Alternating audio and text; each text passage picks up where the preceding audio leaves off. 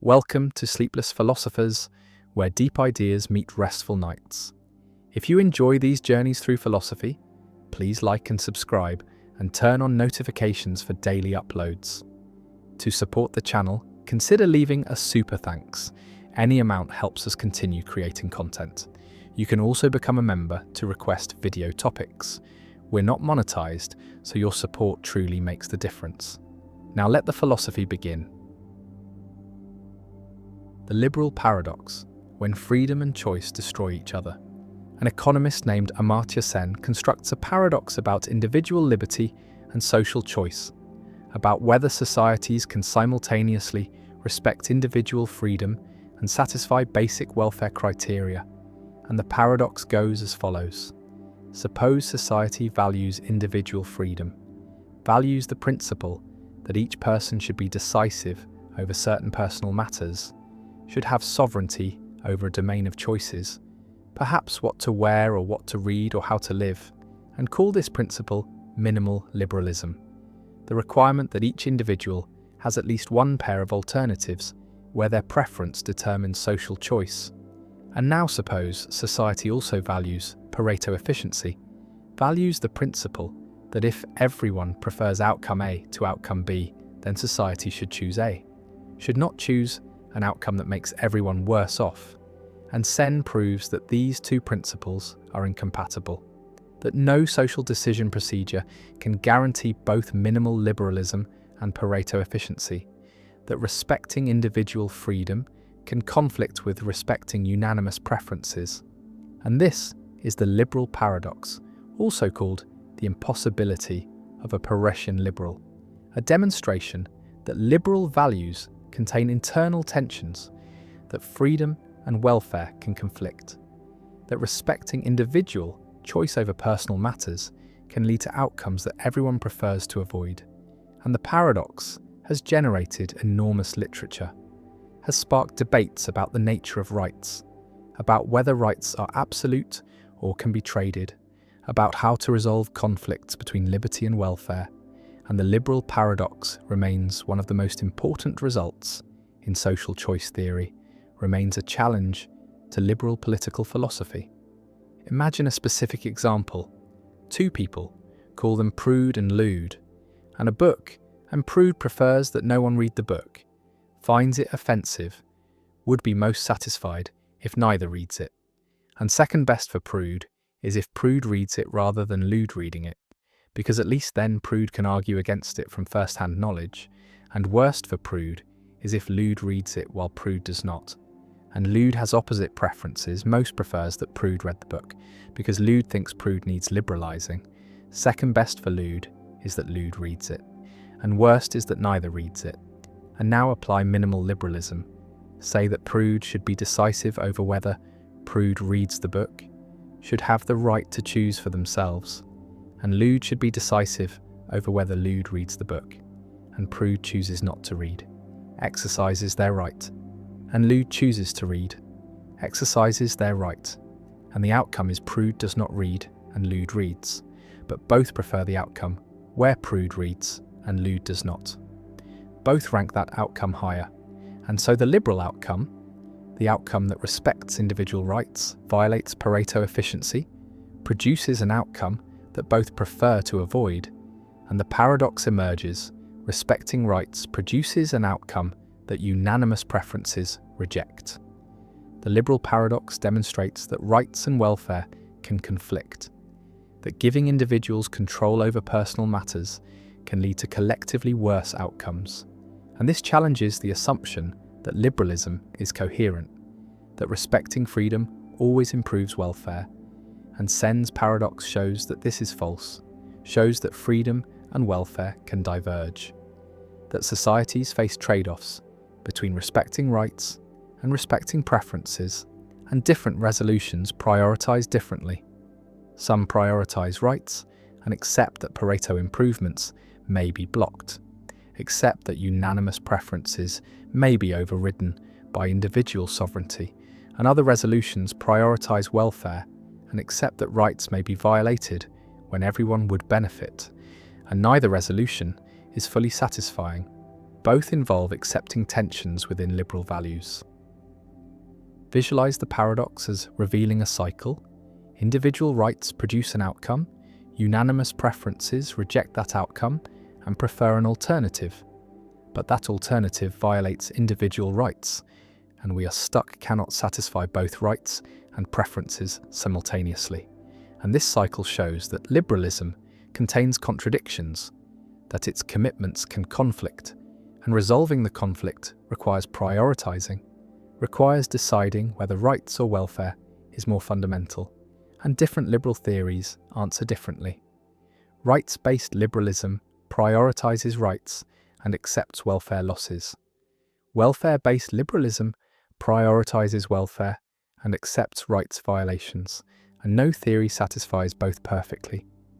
One response to the liberal paradox argues that the problem is with the specification of rights, that the rights in Sen's example are meddlesome, are concerned with what others do, and proper rights are self-regarding, are concerned only with what you do, not with what others do.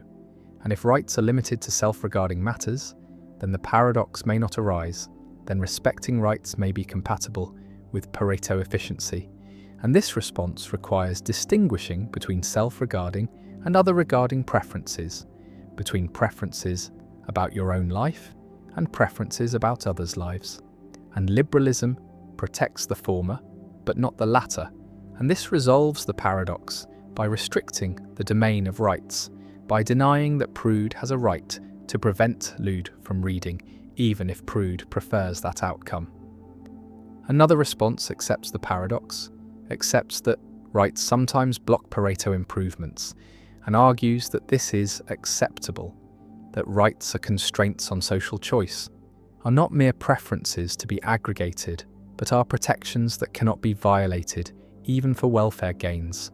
And this deontological response treats rights as absolute, as trumps over welfare, and accepts that respecting rights may produce outcomes that everyone prefers to avoid. And this response is consistent with rights-based liberalism, with the view that individual freedom is foundational, is not negotiable, and welfare considerations cannot override rights. And the paradox is accepted as showing the cost of rights, showing that freedom has trade-offs. A third response questions the Pareto principle, argues that unanimous preferences should not always be respected, that preference satisfaction is not always good. And in Sen's example, the preferences are meddlesome, are concerned with interfering in others' choices, and perhaps such preferences should not count, should not be given weight in social choice. And this response modifies the Pareto principle to exclude meddlesome preferences, to respect only preferences about self-regarding matters. And this resolves the paradox by restricting the domain of preferences that matter for social choice. And this approach has some support, has intuitive appeal, because it seems wrong to let people's preferences about others' private behaviour determine social outcomes, seems to give too much weight to intolerance or judgment.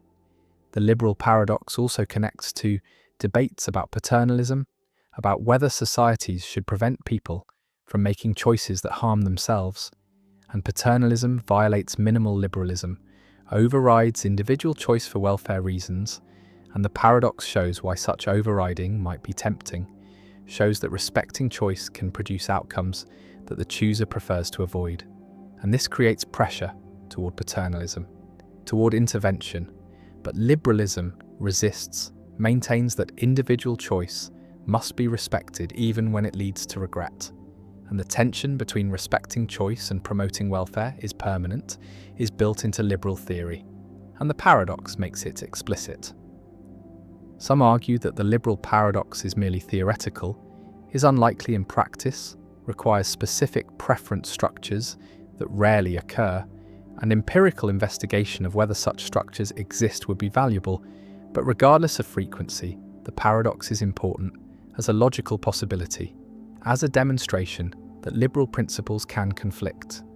And this shows that liberalism requires trade-offs, requires balancing competing values, and political philosophy must grapple with these trade-offs rather than assuming that liberal values are always compatible. The paradox also raises questions about whether societies should recognize rights at all, whether individual sovereignty over personal matters is justified if it can lead to collectively worse outcomes. And consequentialists might use the paradox to argue against rights, to argue that social choice should be based on welfare alone, without constraints from individual rights. But most find this conclusion extreme, find that rights are valuable despite potential conflicts with welfare, and the challenge is to specify rights carefully, to balance rights and welfare, to create institutions that respect both as much as possible while recognizing that perfect compatibility is impossible.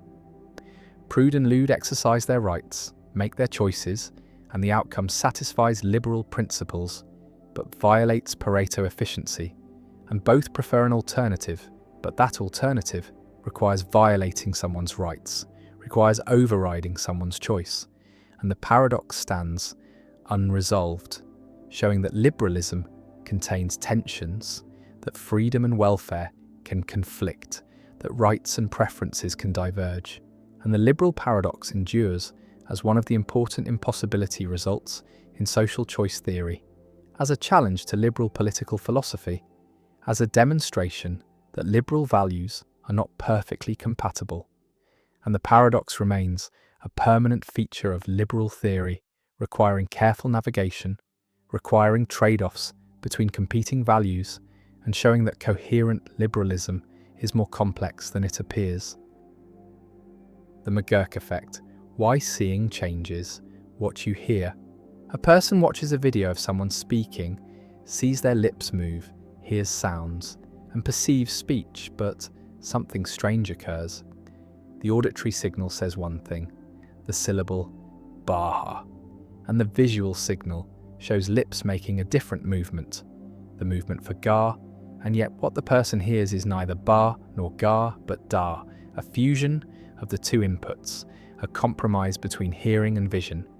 And this is the McGurk effect, discovered by psychologist Harry McGurk in 1976, a robust illusion showing that speech perception is multimodal, integrates auditory and visual information, and vision can alter what you hear, can change the perceived phoneme, even though the auditory input remains constant and the effect is automatic, is unconscious, occurs even when you know it is happening, and closing your eyes restores the original bar sound, showing that vision was modifying auditory perception, and the McGurk effect reveals that perception is not modality specific, but is multimodal, that different senses interact, that seeing influences hearing and hearing influences seeing, and perception is a unified process that integrates information from multiple sources.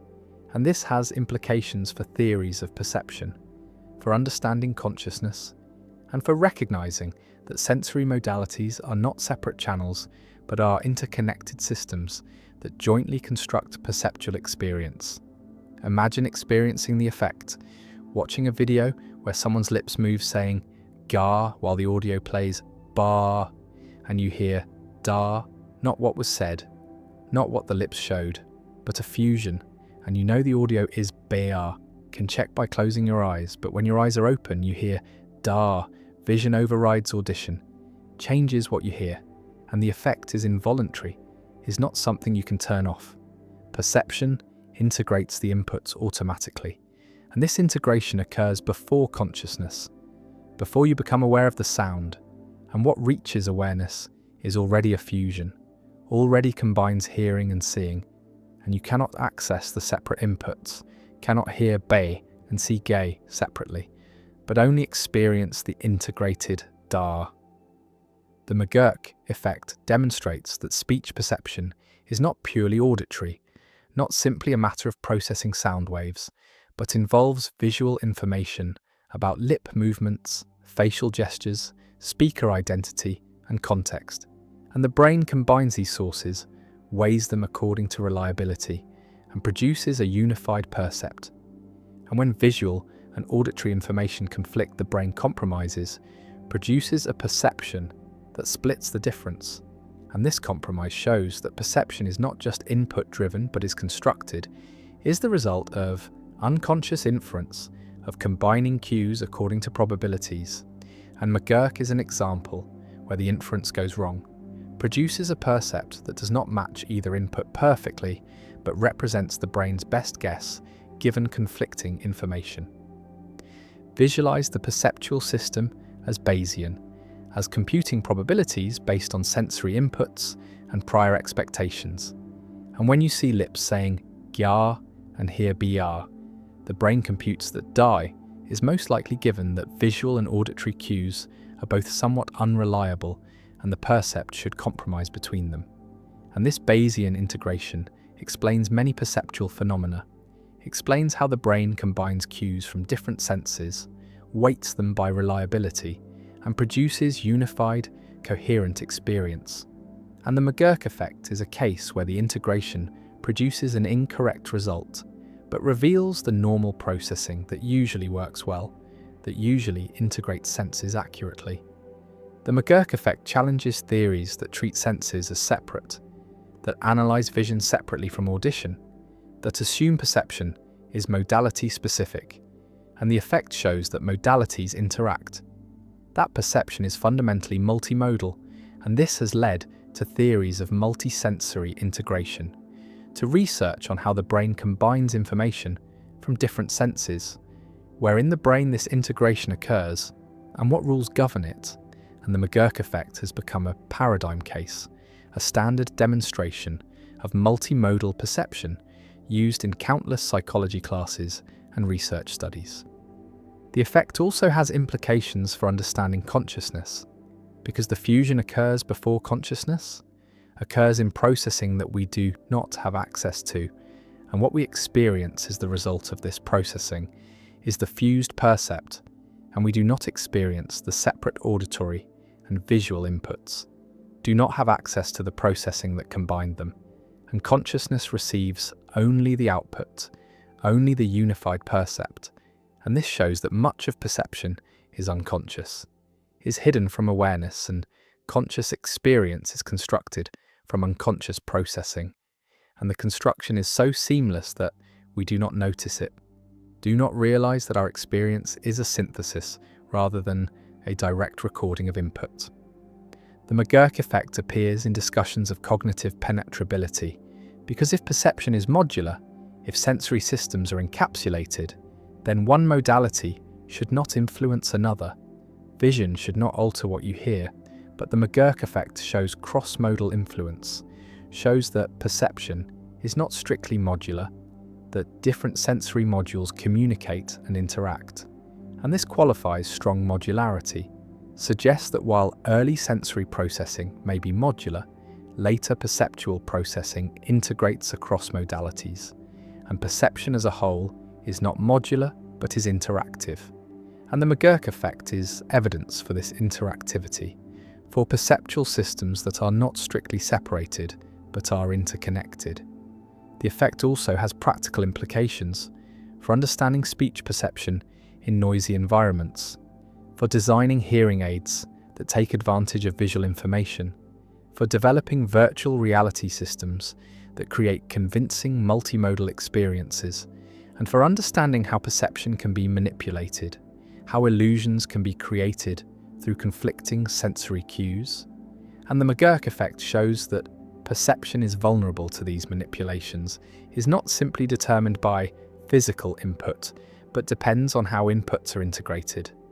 The person watches the video, hears dar, knows the audio says bar, sees the lips say gar, and yet perceives dar, a fusion that is none of the inputs but is the brain's compromise. And the McGurk effect persists, demonstrates multimodal integration, challenges modular theories, reveals unconscious perceptual processing, and stands as one of the most famous demonstrations in cognitive psychology. A simple effect that reveals deep truths about how perception works, how senses interact, how consciousness is constructed from unconscious processes, and the effect remains robust and automatic, a permanent feature of human speech perception, showing that seeing changes, hearing, that perception is unified, that the brain constructs experience from multiple sources, and the fusion continues. Da heard when Ba was spoken, and Ga was seen, and the McGurk effect endures. The lottery paradox. Imagine a fair lottery with 1 million tickets, and exactly one ticket will win, and you have not yet learned which ticket won. And now consider each individual ticket. Ticket number 1 has a 1 in a million chance of winning, which means it has a 999,999 in a million chance of losing. And this is overwhelmingly probable, so probable that it seems rational to believe that ticket 1 will not win. And the same reasoning applies to ticket 2, ticket 3, and every other ticket. Each has a minuscule chance of winning and an enormous chance of losing, and so it seems rational to believe of each ticket that it will not win. But now a problem emerges. If you believe that ticket 1 will not win, and you believe that ticket 2 will not win, and you believe this for each of the million tickets, then it seems you should believe that no ticket will win, because belief is generally thought to be closed under conjunction. If you believe P and you believe Q, then you should believe P and Q. And by repeated application of this principle, if you believe of each ticket that it will not win, then you should believe that none of them will win. But you also know with certainty that exactly one ticket will win. This is a stipulated fact of the lottery, and so you believe both that no ticket will win and that some ticket will win. And these beliefs are contradictory, and so you hold contradictory beliefs, which seems paradigmatically irrational. Yet each individual belief, the belief that ticket 1 will not win, the belief that ticket 2 will not win, and so on, seems perfectly rational, justified by the overwhelming probability. And so the lottery paradox forces a choice between accepting that rational belief can be inconsistent, rejecting closure of belief under conjunction, or denying that high probability is sufficient for rational belief. The paradox was articulated by Henry Kaiberg in the 1960s, and it has generated an enormous literature in epistemology with various proposed solutions and no clear consensus. And the paradox reveals deep tensions in our ordinary thinking about belief, knowledge, probability, and rationality. Tensions that cannot be easily resolved without giving up some cherished principles or intuitions. One response is to reject closure, to argue that rational belief is not closed under conjunction, that you can rationally believe each of many propositions without rationally believing all of them together, especially when the propositions are probabilistic and the number of them is large. And this response aligns with the observation that the probability of a conjunction is the product of the probabilities of the conjuncts. And so even if each ticket has only a 1 in a million chance of winning, the probability that at least one ticket wins is certainty. And so there is a gap between the high probability of each individual proposition and the low probability of their conjunction. And this gap justifies believing each individual proposition while not believing their conjunction. Another response is to raise the threshold for rational belief, to argue that high probability is not sufficient for belief, that belief requires something stronger, perhaps near certainty or probability, above some higher threshold, like 99% or 99.9%. And if we raise the threshold high enough, then it will no longer be rational to believe of each ticket that it will not win, because the probability that it will not win, while high, is not high enough to meet the raised threshold. And so the paradox dissolves, because the initial premise that it is rational to believe of each ticket that it will not win is rejected. A third response distinguishes between degrees of belief or credence and full belief, arguing that we should assign high credence to the proposition that ticket 1 will not win, perhaps 99.9999%, but we should not fully believe it. And full belief is reserved for propositions that meet a higher standard, perhaps certainty or near certainty. And this response preserves the intuition that high probability matters for rationality, while avoiding the paradox by denying that high probability justifies full belief. Still another response embraces a kind of rational inconsistency, arguing that in certain situations it is rational to hold inconsistent beliefs, that consistency is not an absolute requirement of rationality, that the world is complex and uncertain, and our beliefs must reflect that uncertainty, even if it means tolerating some inconsistency. And this response aligns with the preface paradox, where an author rationally believes each claim in a book while rationally believing that not. All the claims are true, and both paradoxes suggest that closure of belief under conjunction is too strong a requirement, that it demands a kind of logical perfection that finite agents in uncertain environments cannot achieve. The lottery paradox also connects to debates about the nature of knowledge, because it seems clear that you do not know that ticket 1 will not win, even though you have excellent evidence for believing it. And this suggests that knowledge requires something more than justified true belief, perhaps a safety condition, the requirement that in nearby possible worlds where you believe PP is true, and in the lottery case there are nearby worlds where the lottery is run fairly and ticket 1 wins, in which your belief that ticket 1 will not win is false, and so your belief fails the safety condition and does not constitute knowledge, even if it happens to be true. The paradox has practical implications as well, because we constantly make decisions based on beliefs that have high but not maximal probability. We believe that the plane will not crash, that the medicine will work, that the bridge will not collapse, and in each case there is a small probability that our belief is false. Yet we act on these beliefs. We board the plane, take the medicine, cross the bridge, and if we refuse to believe or act on anything less than certainty, we would be paralyzed, unable to function in a world of uncertainty. And so, the lottery paradox is not merely an abstract puzzle, but a reflection of the epistemic situation we constantly face, the need to navigate between skepticism and credulity, between demanding too much certainty and accepting too little, between the logical ideal of perfect consistency and the practical necessity of acting on incomplete information.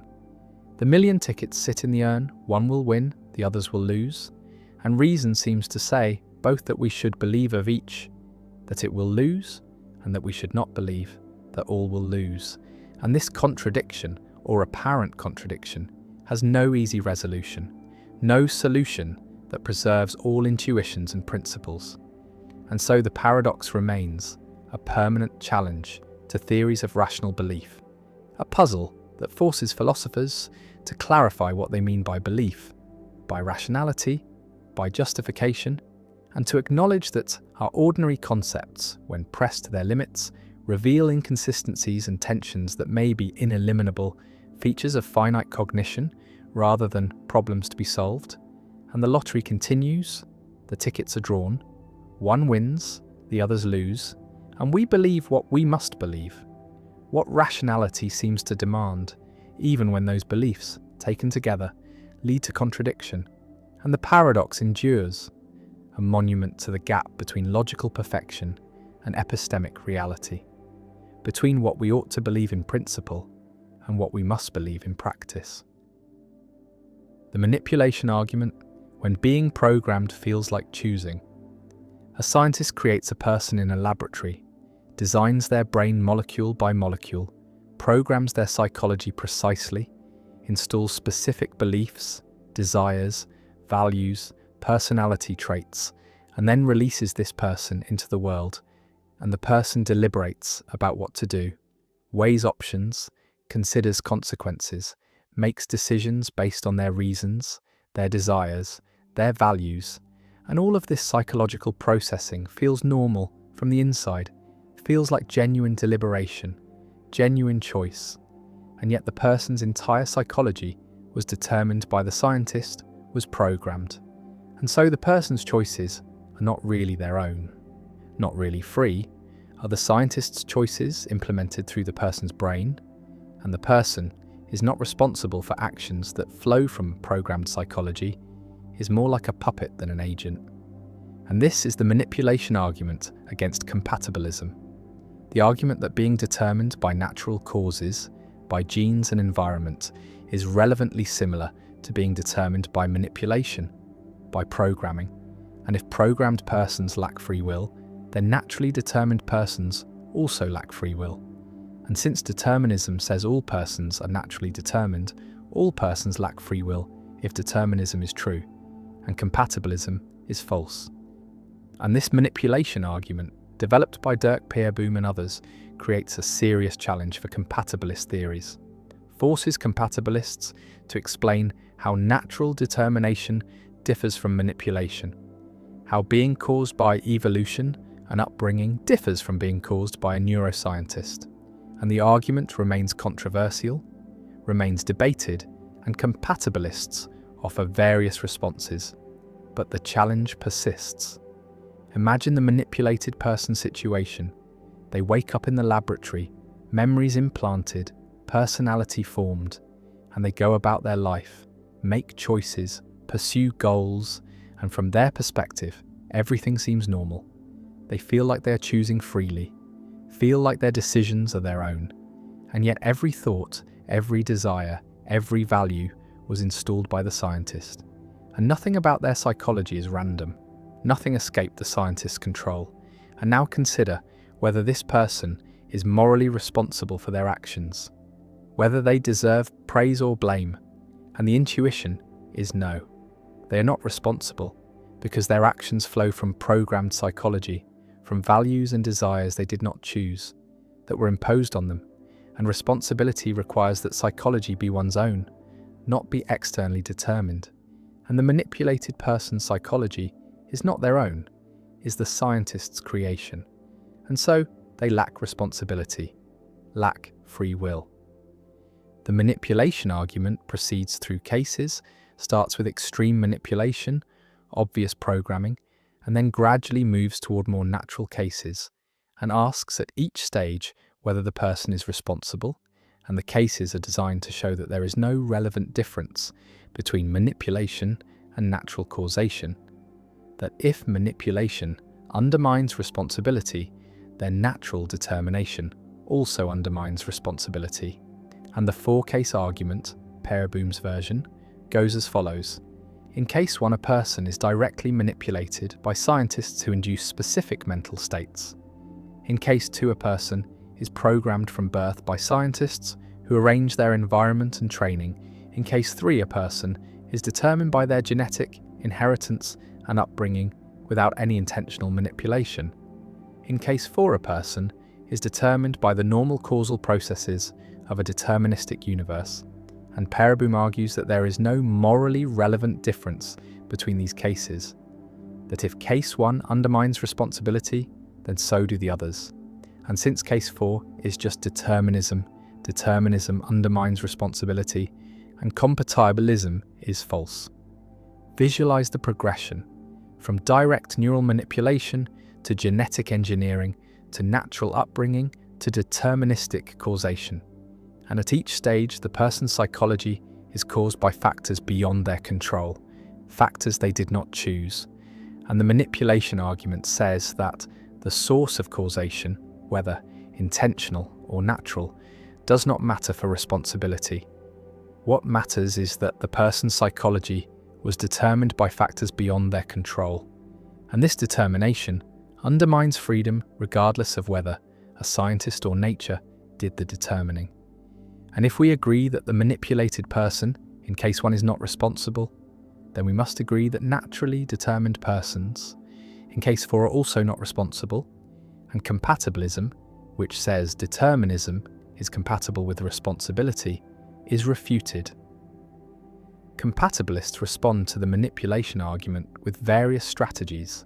One response distinguishes between manipulation and natural determination, argues that manipulation involves bypassing the person's normal, deliberative processes, involves imposing psychology externally, while natural determination involves the person's psychology developing through normal processes, through learning and experience and interaction with the world. And this difference matters for responsibility, makes naturally determined persons responsible, even though manipulated persons are not. And the manipulation argument fails because it ignores this difference, treats all determination as equivalent when it is not. Another compatibilist response argues that the manipulated person is responsible, challenges the intuition that manipulation undermines responsibility, and this response requires biting the bullet, accepting that even persons whose psychology was programmed by scientists are responsible as long as their actions flow from their own deliberation, their own reasons, even if those reasons were installed. And this response preserves compatibilism by denying that manipulation undermines responsibility, by insisting that what matters for responsibility is not the origin of psychology, but its current functional organization. And if the person deliberates and acts on their deliberations, then they are responsible, regardless of how their psychology came to be. A third compatibilist response distinguishes between historical and structural accounts of responsibility, argues that responsibility depends on the structure of the person's psychology, on whether they have the right kind of control mechanisms, the right kind of reflective capacities, not on the history of how that psychology was formed and manipulated. Persons can have the right structure, even if their history is abnormal, and so they are responsible. And the manipulation argument fails because it assumes that history matters when only structure matters, and compatibilism is preserved by adopting a structural rather than historical account of responsibility. Incompatibilists defend the manipulation argument, defend the intuition that manipulation undermines responsibility, and argue that compatibilist responses are ad hoc, are motivated by a desire to save compatibilism rather than by principled distinctions, and there is no relevant difference between being determined by a scientist and being determined by genes and environment. Both involve the person's psychology being shaped by factors beyond their control. Both undermine the kind of control required for responsibility, and the manipulation argument succeeds in showing that compatibilism is false, that determination, whether by manipulation or by nature, is inconsistent with freedom. The manipulation argument also raises questions about what responsibility requires, about whether responsibility is historical, depends on how psychology was formed, or structural, depends only on current organization, and this debate is central to understanding free will, to clarifying what kind of control is required for moral responsibility, and the manipulation argument forces this debate into the open, makes it explicit.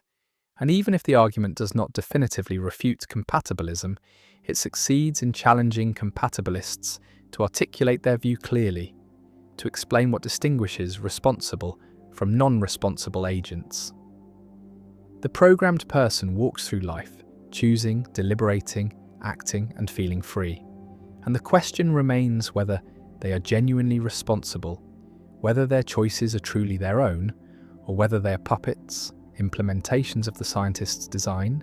And the manipulation argument uses this person to challenge compatibilism, to question whether natural determination is really different from artificial manipulation, and the argument persists as one of the most powerful challenges to compatibilist theories.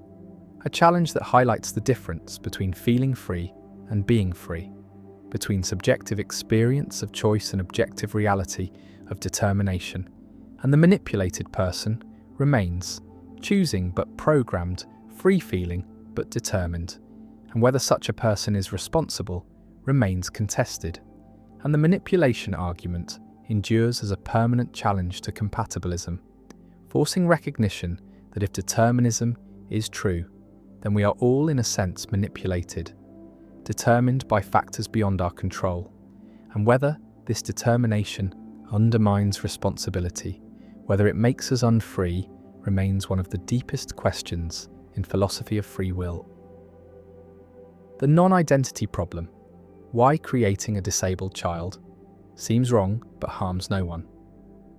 A woman takes medication that she knows will cause her future child to be born with a disability that will significantly reduce the child's quality of life, but will not make life so bad that it is not worth living, and the child will live with chronic pain, with limited mobility, with challenges that most people do not face.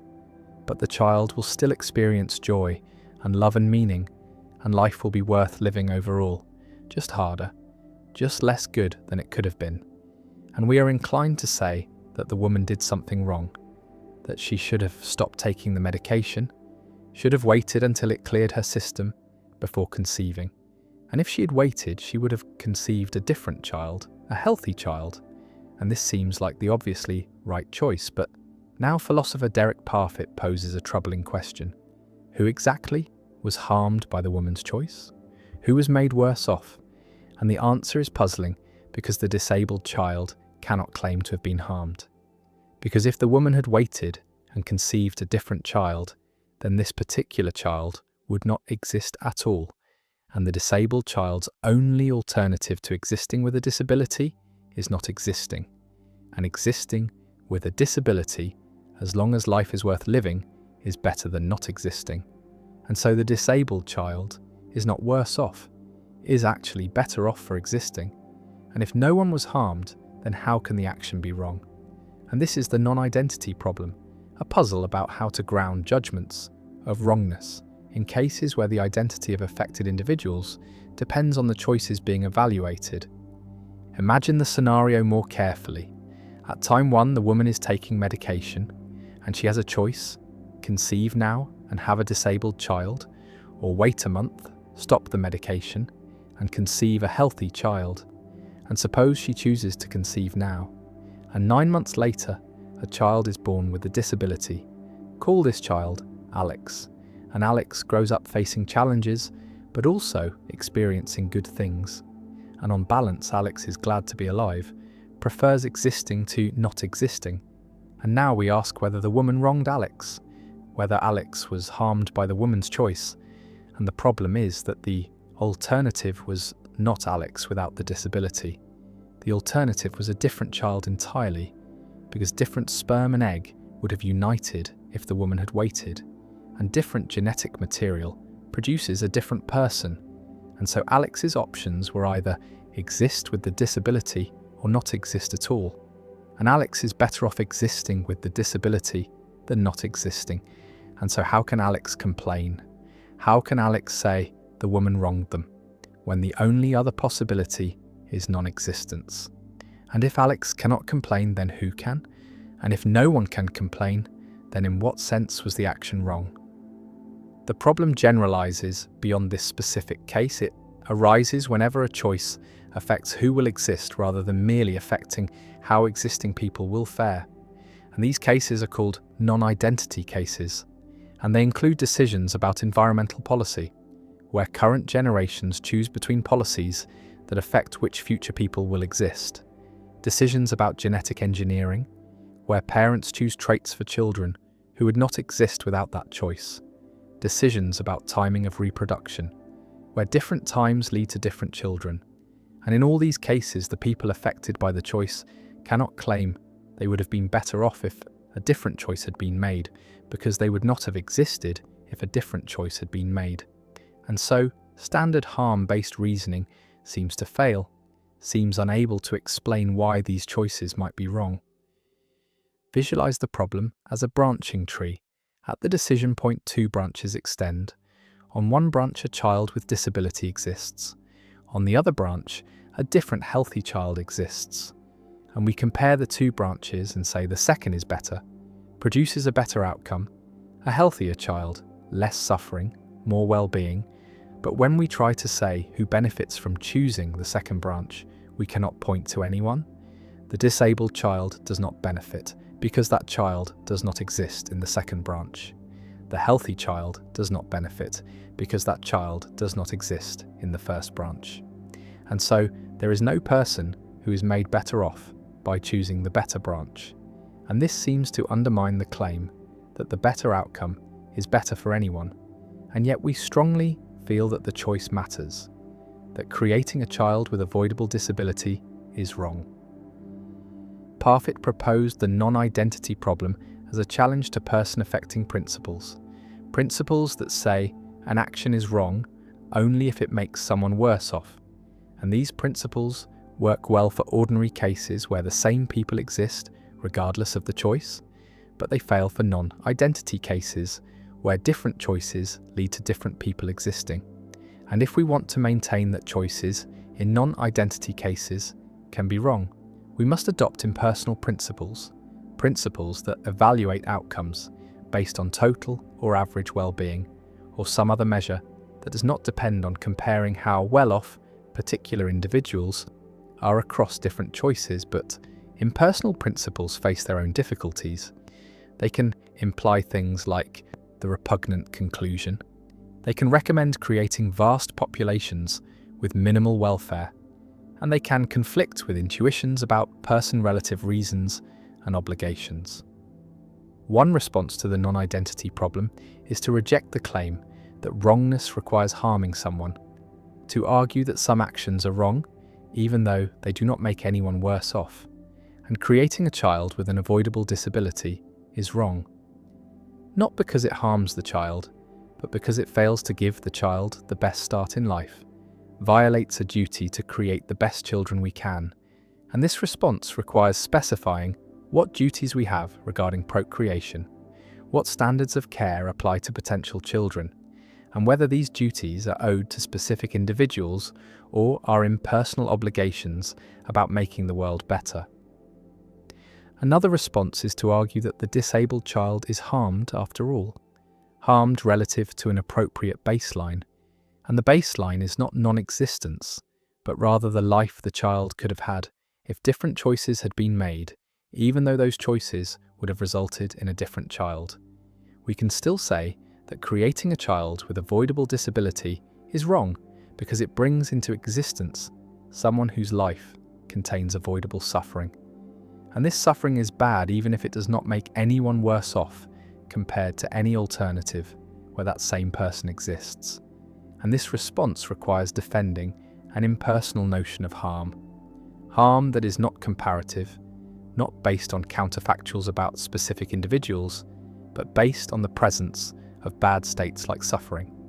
A third response is to bite the bullet and accept that the action is not wrong, that if no one is harmed, then nothing bad has happened. And this response embraces person-affecting principles and accepts their implications even in non-identity cases, admits that we cannot say the woman wronged the disabled child, cannot say she should have waited, and while this seems counterintuitive, perhaps our intuitions are wrong, perhaps we are confused about non-identity cases, and the theoretical clarity of person-affecting principles outweighs the cost of accepting counterintuitive conclusions. The non-identity problem has practical implications for reproductive ethics, for decisions about genetic screening, prenatal testing, selective abortion, and genetic modification, because many of these decisions are non-identity cases where choosing one option means one child exists, and choosing another means a different child exists.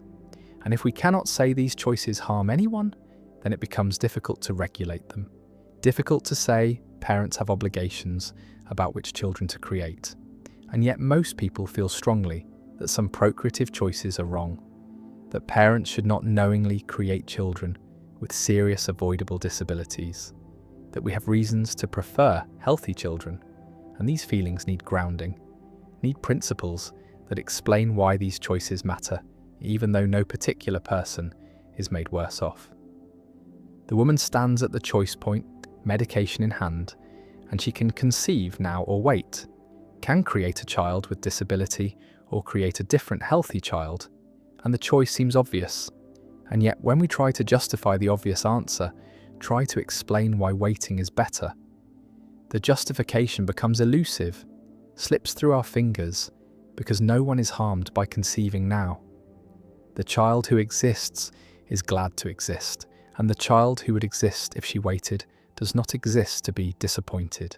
And the non-identity problem reveals a gap in our moral thinking, a case where our judgments are clear, but our reasons are unclear, where standard moral frameworks fail to explain intuitions we hold strongly, and Parfit's problem remains unsolved, challenging, forcing recognition that identity matters, that who exists matters, and that moral philosophy has not yet developed adequate tools for handling cases where choices determine who exists rather than merely how well existing people fare, and the problem persists, technical and troubling, a reminder that even procreation, the most basic of human activities, raises profound ethical puzzles that resist easy answers. The Monty Hall problem. A game show host presents 3 doors. Behind one is a valuable prize, a car perhaps, and behind the other 2 are less desirable outcomes, goats or some other consolation, and the contestant chooses a door, say, door number 1, but before the chosen door is opened, the host, who knows what is behind each door, opens one of the other doors, revealing a goat, and now 2 doors remain closed. The one the contestant originally chose, and one other, and the host offers a choice: stick with the original selection or switch to the other unopened door, and the question that has baffled and frustrated countless people is simple. Does it matter? Is there an advantage to switching? And the answer, counterintuitive as it seems, is yes. Switching doubles the probability of winning, changing the odds from 1 in 3 to 2 in 3. And this result violates most people's intuitions. Seems wrong? Feels like it cannot be right? Yet it is mathematically certain. And this is the Monty Hall problem, named after the host of the American television game show Let's Make a Deal, a puzzle in probability that reveals how poorly human intuition handles conditional probability and how easily we can be misled by seemingly simple scenarios. The reasoning behind the correct answer goes as follows. When the contestant first chooses a door, the probability that the prize is behind that door is 1 in 3, and the probability that it is behind one of the other 2 doors is 2 in 3. And this much is uncontroversial. But when the host opens one of the other doors and reveals a goat, showing that the prize is not behind that door, the probabilities do not redistribute evenly among the remaining doors. The original choice still has a 1 in 3 probability of being correct because the host's action did not change the fact that the contestant's initial choice was made with 1 in 3 odds. But the other unopened door now has a 2 in 3 probability because the 2 in 3 chance that was distributed across the 2 unchosen doors is now concentrated in the single remaining door, and so switching to that door doubles the chance of winning. The intuition that misleads most people is the idea that once one door is opened and eliminated, there are 2 doors left, and the prize is equally likely to be behind either, giving a 50-50 chance regardless of whether you switch.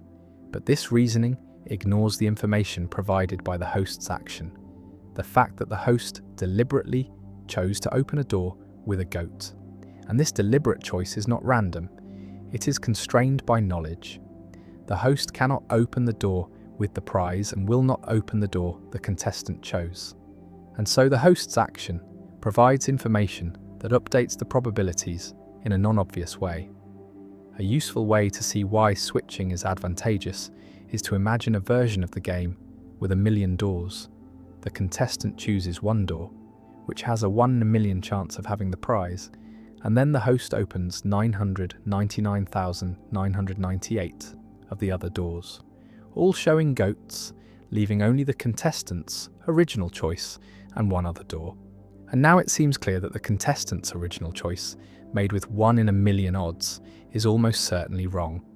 And the remaining door, the one the host carefully avoided opening, is almost certainly the one with the prize, and switching gives a 999,999 in a million chance of winning. And the same principle applies with 3 doors, just with less dramatic numbers. The Monty Hall problem has been a source of controversy and heated debate, even among mathematicians and statisticians. And when Marilyn Vos Savant, a columnist known for her high IQ, published the correct answer in her magazine column in 1990, she received thousands of letters, many from PhD holders and professionals, insisting she was wrong. And the controversy revealed how deeply counterintuitive the solution is, how resistant people are to accepting it even when presented with mathematical proof. And this resistance reflects broader features of human cognition. The tendency to rely on heuristics and intuitions that work well in most everyday situations, but fail in probabilistic scenarios involving conditional information. The problem also illustrates the importance of conditioning in probability, the fact that probabilities must be updated in light of new information, and that the way information is acquired matters. The host's knowledge and deliberate choice of which door to open is crucial to the solution. If the host opened a door randomly and happened to reveal a goat, then the probabilities would indeed be 50-50. But because the host knows and deliberately avoids the prize door, the situation is different. And this distinction between random and informed selection is subtle and easy to miss. The Monty Hall problem has applications beyond game shows. It appears in medical testing, in legal reasoning, in machine learning, anywhere that probabilities must be updated based on partial information. And understanding the logic of the Monty Hall problem helps clarify how to reason correctly in these more consequential contexts, how to avoid fallacies, how to properly incorporate evidence into probability assessments. The problem also raises questions about the psychology of probability, about why people find certain probabilistic reasoning so difficult. And experiments have shown that even after being told the correct answer and shown simulations that demonstrate it, many people remain skeptical, unable to shake the intuition that switching makes no difference.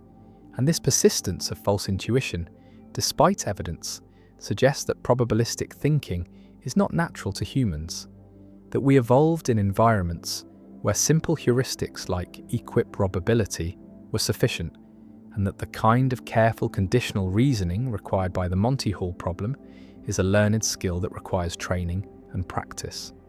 The doors stand closed, one hides the prize, the host knows which.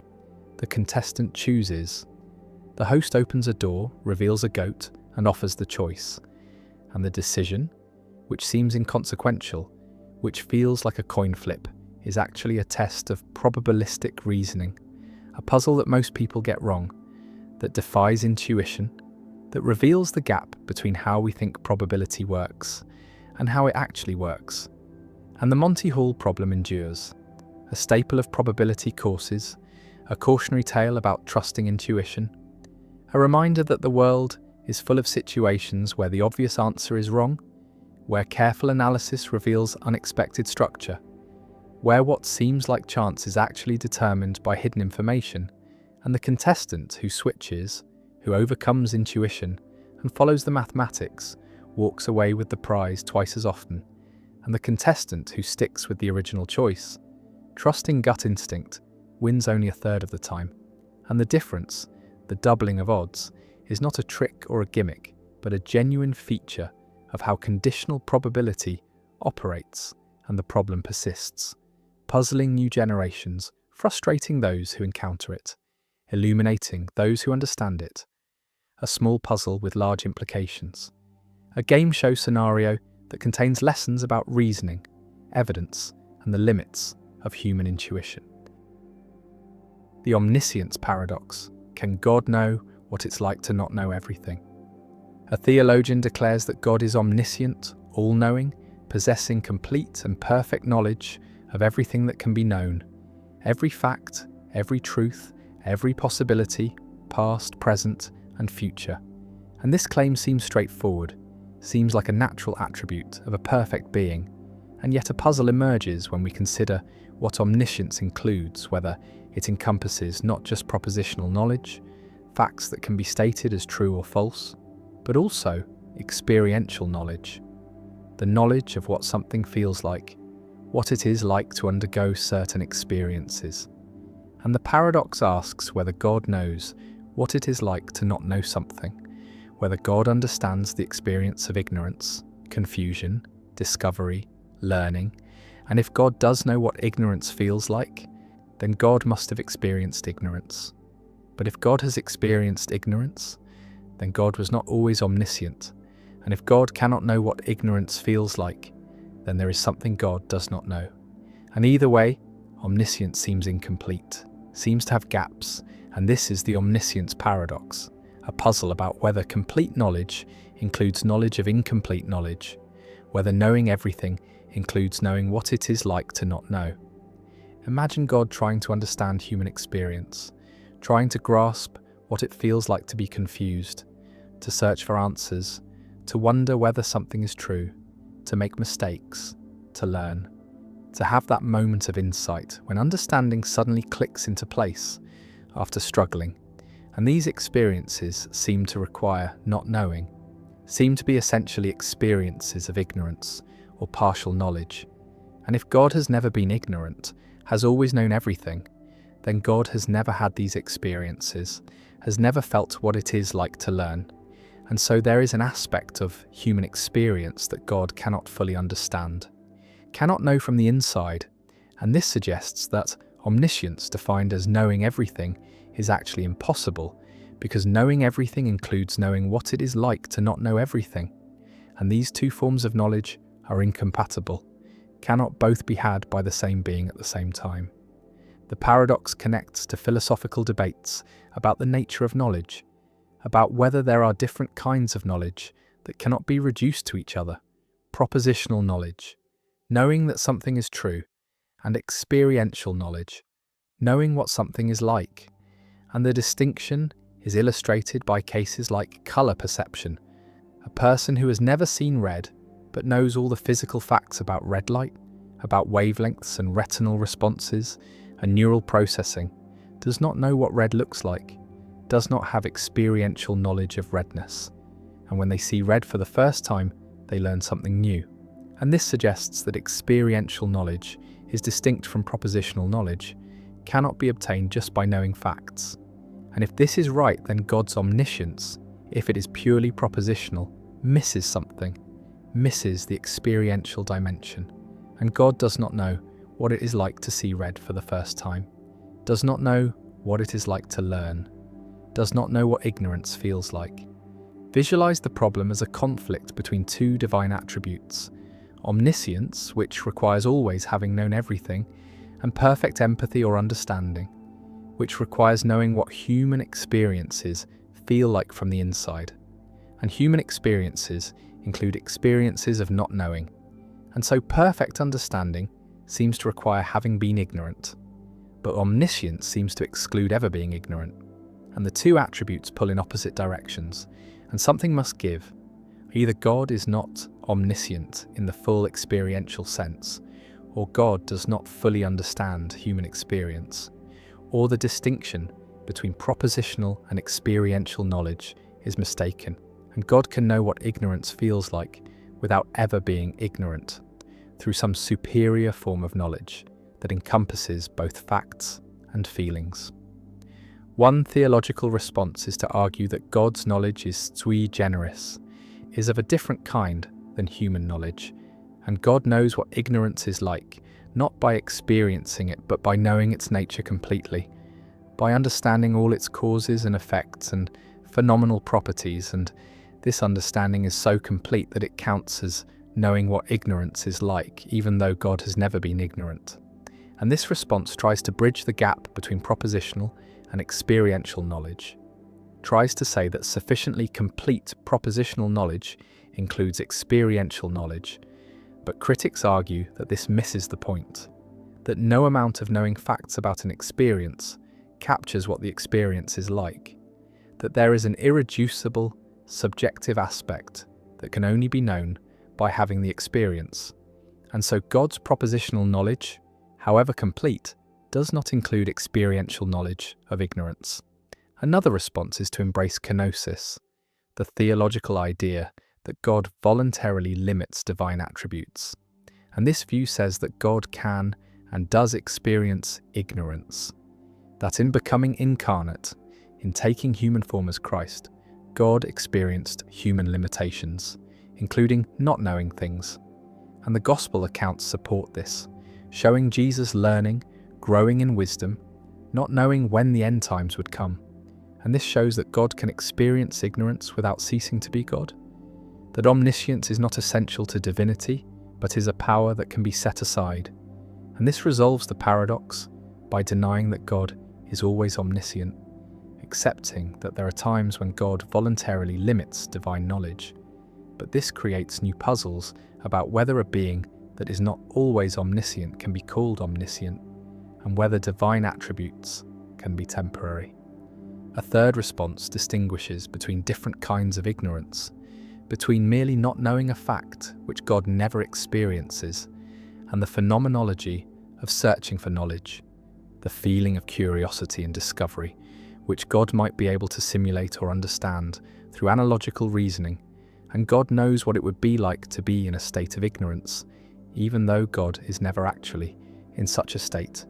Just as someone who has never been to Mars might know what it would be like through detailed scientific knowledge and imagination, and this response tries to preserve both omniscience and experiential understanding by making experiential knowledge a form of imaginative or counterfactual knowledge. But again, critics argue that simulating or imagining an experience is not the same as having it, that there is a difference between knowing what it would be like and knowing what it is like, and God's simulated ignorance is not real ignorance and does not provide the experiential knowledge that the paradox concerns. The omniscience paradox also raises questions about divine immutability, the claim that God does not change, because if God learns or discovers anything, then God changes, gains knowledge that was previously lacking, and this violates immutability, and so perfect knowledge seems to require having always known everything, never learning, never being surprised, and yet this static, eternal knowledge seems incompatible with understanding temporal beings who do learn and are surprised, and reconciling omniscience and immutability with understanding human experience remains a challenge for classical theology. The paradox extends beyond ignorance to other experiential states. Does God know what it is like to be tempted, to feel desire for something forbidden, to struggle with moral choice? And if God is perfectly good, necessarily good, then God cannot be genuinely tempted, cannot feel the pull of evil, and so there is an aspect of human moral experience that God cannot know from the inside, and this creates distance between divine and human experience, suggests that God's understanding of humanity is necessarily incomplete, necessarily limited by God's perfection, and this is ironic, that God's perfection prevents complete understanding, that to fully know what it is like to be human, God would have to be imperfect, would have to experience weakness and ignorance and temptation, and these are incompatible with divine perfection. Some theologians embrace this limitation, argue that God's knowledge is perfect for a perfect being, but does not include the experiential knowledge of imperfection. And this is not a defect but a feature, a reflection of God's nature. And just as we do not think a perfect circle is defective because it is not a square, we should not think God is defective because God does not know what ignorance feels like, because such knowledge is incompatible with perfection, and the paradox assumes that all knowledge is good and more knowledge is always better, but perhaps some kinds of knowledge are only available through imperfection, and lacking them is not a limitation but a consequence of being perfect. Others reject omniscience entirely, argue that it is an incoherent concept, that complete knowledge is impossible, that there are always things that cannot be known, experiential states that require imperfection, future free choices that are not yet determined, logical truths that exceed any finite or infinite mind's capacity to grasp all at once. And if omniscience is impossible, then God is not omniscient, but this does not diminish God, does not make God less than perfect, because perfection means having all attributes that it is possible to have, not having impossible attributes. And omniscience, like omnipotence, when examined carefully, turns out to be impossible, and so God is not omniscient, but maximally knowledgeable, knows everything that can be known, and this is sufficient for divinity. God stands outside time, knowing all facts, all truths, all possibilities, and yet there is a gap, an experiential gap. God does not know what it feels like to search, to wonder, to be wrong, to learn. And whether this gap is a limitation or a feature remains contested, and the omniscience paradox persists, challenging the coherence of divine attributes, forcing clarification of what knowledge means, what kinds of knowledge exist, and whether complete knowledge is even possible. and the paradox remains unresolved, a permanent fixture in philosophy of religion, a reminder that even the most basic divine attributes, even the claim that God knows everything, conceal complexities and contradictions that philosophy continues to explore. The paradox of confirmation. Why seeing a red apple proves all ravens are black. A scientist seeks to confirm the hypothesis that all ravens are black, and the obvious way to test this hypothesis is to observe ravens, to find ravens and check their colour. And each black raven found provides evidence for the hypothesis, confirms it slightly, makes it more likely to be true. And this seems straightforward, seems like basic scientific method. Observe instances that match the hypothesis and they provide confirmation. But philosopher Carl Hempel noticed something strange, something that reveals how confirmation works in unexpected ways. And the strangeness begins with a logical equivalence. The statement, all ravens are black, is logically equivalent to the statement, all non-black things are non-ravens. These two statements have exactly the same truth conditions. If one is true, then the other must be true. If one is false, then the other must be false. And so anything that confirms one statement should confirm the other, should provide equal evidence for both. But now consider what confirms the statement. All non-black things are non-ravens, and observing a non-black non-raven should confirm it. Observing a red apple provides evidence that all non-black things are non-ravens because a red apple is non-black and is a non-raven. And since all non-black things are non-ravens is equivalent to all ravens are black, observing a red apple should confirm that all ravens are black. And this seems absurd, seems like observing apples in your kitchen has nothing to do with the colour of ravens. And yet the logic is impeccable. And this is the paradox of confirmation, also called Hempel's paradox or the Raven paradox. A puzzle about how evidence works, about what confirms scientific hypotheses, and about whether our intuitions about confirmation can be trusted.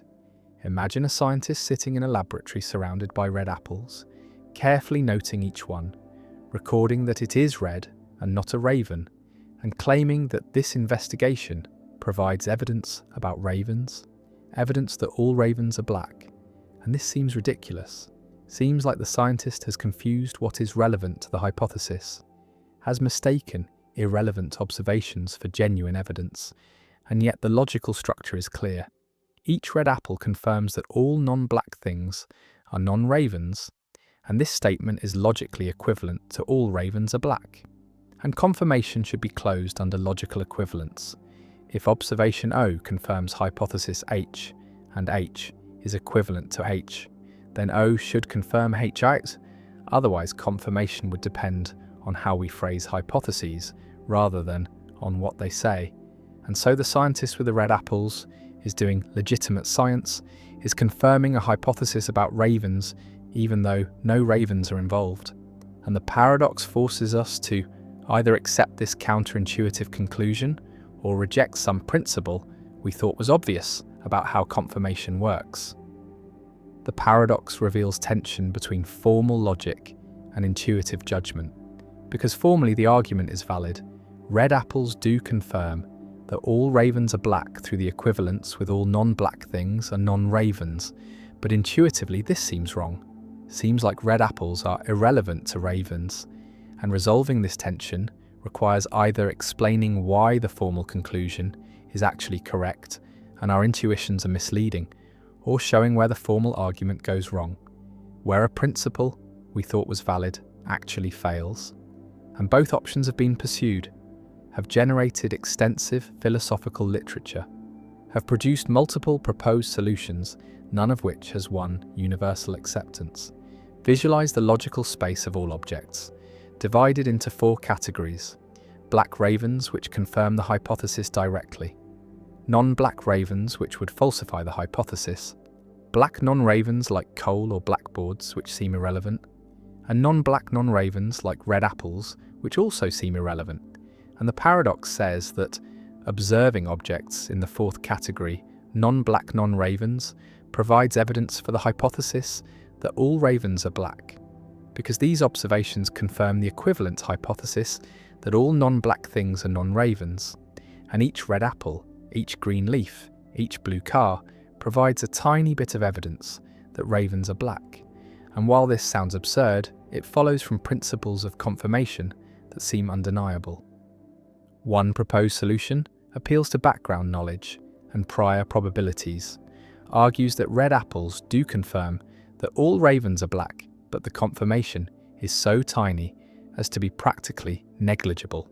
Because we have vast background knowledge about the number of non-black things in the universe, we know there are billions and billions of non-black objects, and observing one red apple increases our confidence that all non-black things are non-ravens by an infinitesimal amount, whereas we have much less background knowledge about ravens, and observing one black raven increases our confidence that all ravens are black by a larger amount.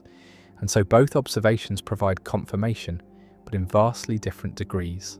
And this explains why it seems pointless to observe red apples when investigating raven colour. Not because they provide no confirmation, but because they provide so little confirmation that the exercise is worthless. And this Bayesian solution preserves the formal logic while explaining the intuition, accepts that red apples confirm the hypothesis, but explains why we correctly ignore them. Another solution challenges the equivalence condition, argues that confirmation is not closed under logical equivalence, that logically equivalent statements can receive different confirmation from the same observation.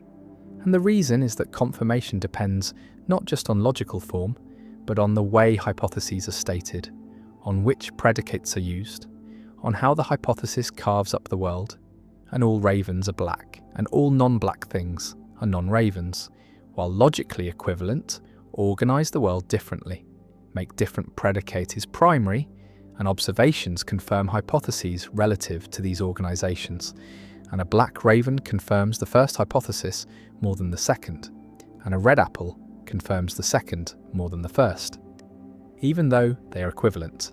And this solution rejects the principle that equivalent hypotheses must receive equal confirmation from the same observation.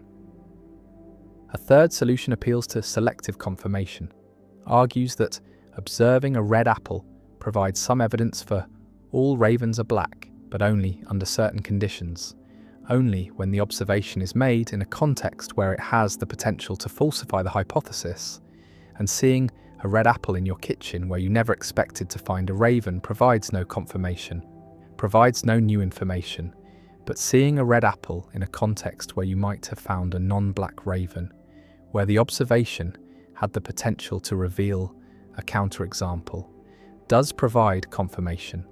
And so confirmation depends not just on what is observed, but on the circumstances of observation, on what was at stake, on what alternatives were possible. And this solution ties confirmation to potential falsification, treats confirmation as depending on whether observations eliminate possibilities rather than merely matching hypotheses. The paradox also connects to the problem of induction, to Hume's problem of how we can justify inferring from observed instances to unobserved cases, because confirming all ravens are black by observing black ravens assumes that the future will resemble the past, that unobserved ravens will be like observed ravens, and this assumption itself cannot be justified without circularity. And the paradox adds another layer, shows that even if we accept induction, we face puzzles about what counts as confirming evidence, about whether observations of non-ravens can tell us about ravens, and these puzzles reveal that confirmation is more complex than it appears, cannot be reduced to simple pattern matching or accumulation of positive instances. The scientist with the red apples continues recording, carefully noting each observation, and the paradox hangs over the investigation, a question about whether this absurd procedure is actually legitimate science, whether red apples really do provide evidence about ravens, and the answer depends on how we understand confirmation, on which principles we accept, on whether we follow formal logic or intuitive judgment, and the paradox remains unresolved in the sense that different solutions appeal to different intuitions, make different trade-offs, and no consensus has emerged, only a recognition that confirmation is subtle, that evidence works in non-obvious ways, that formal principles can lead to counterintuitive conclusions, and that the relationship between observation and theory, between data and hypothesis, between evidence and confirmation, is more complex than common sense suggests, and Hempel's paradox endures as a classic problem in philosophy of science, a puzzle that continues to challenge our understanding of scientific method, a reminder that even basic concepts like confirmation and evidence conceal difficulties that philosophy has not fully resolved. The paradox of fiction: why we cry for people who don't exist.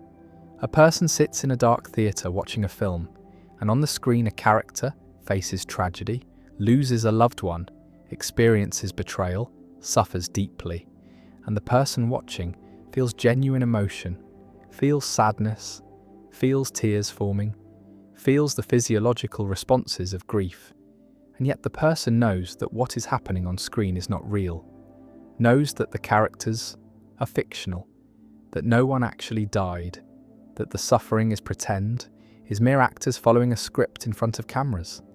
And this creates a puzzle because emotions seem to require beliefs, seem to depend on thinking that something is really happening, that genuine harm or loss has occurred, and if you do not believe something is real, then you should not have emotional responses to it. And yet, fiction produces powerful emotions, despite the audience knowing it is fiction. And this is the paradox of fiction, articulated by Colin Radford and others. The question of how we can be moved by what we know to be false, how we can fear for characters we know do not exist, how we can grieve losses we know never happened. And the paradox challenges our understanding of emotion, raises questions about the relationship between belief and feeling, and forces recognition that emotional responses are more complex than simple belief response models suggest. Imagine watching a horror film, a scene where the protagonist is chased by a monster, and your heart races, adrenaline surges, you feel fear, genuine fear, and yet you know you are safe. Know you are sitting in a theatre, know that no monster exists, that the events on screen are fabricated, and if fear requires believing you are in danger, then you should not feel fear, should remain calm, should watch with detachment, but you do not. You respond emotionally, despite knowing the fiction is not real, and this emotional engagement is not a mistake, not a failure of rationality, but is how fiction works, how stories affect us. And the paradox asks how this is possible, how belief and emotion relate when they seem to come apart in cases of fiction. The paradox can be formulated as three inconsistent claims. First, we have emotional responses to fictional characters and events. We cry at sad movies, laugh at comedies, feel suspense in thrillers, and this is undeniable. Second, emotional responses require beliefs about the reality of their objects. You cannot fear something you know does not threaten you, cannot grieve something you know did not happen. Emotions are directed at states of affairs we believe obtain. And third, we do not believe fictional characters and events are real. We know they are fictional, know that no one is actually in danger, that no loss actually occurred. And these three claims are inconsistent. Any two imply the negation of the third, and resolving the paradox requires rejecting or modifying one of them. Visualize the emotional response as a two-stage process. First comes the perception or imagination of a situation, seeing the character in danger, imagining their suffering, and second comes the emotion, the fear or sadness or joy, and normally these two stages are connected through belief. You perceive danger and believe it is real, and this causes fear. But in fiction, the connection is different. You perceive or imagine danger, but do not believe it is real, and yet fear occurs anyway. And the paradox asks what mediates the connection in fiction, if not belief. One response denies the second claim, argues that emotions do not require beliefs, that emotional responses can be triggered by perceptions or imaginings without requiring that we believe what we perceive or imagine is real, and this response treats emotions as more primitive than beliefs, as responses that evolved to deal with immediate situations and that can be activated by representations even when we know those representations are not real. And fiction works by hijacking these emotional systems, by presenting stimuli that trigger emotional responses directly without requiring belief. And so we fear fictional monsters, because our fear system responds to the representation of danger even when we know the danger is fictional. Another response modifies the first claim, argues that the emotions we feel toward fiction are not genuine emotions, but quasi-emotions, pale imitations of real emotions that lack certain components. And when we cry at a movie, we are not really sad, not in the way we would be sad if the events were real, but we are experiencing something similar, a simulation or shadow of sadness. And this quasi-emotion does not require belief, because it is not the full genuine article, and this response preserves the connection between belief and genuine emotion while explaining fiction through a different kind of response that resembles emotion without being emotion.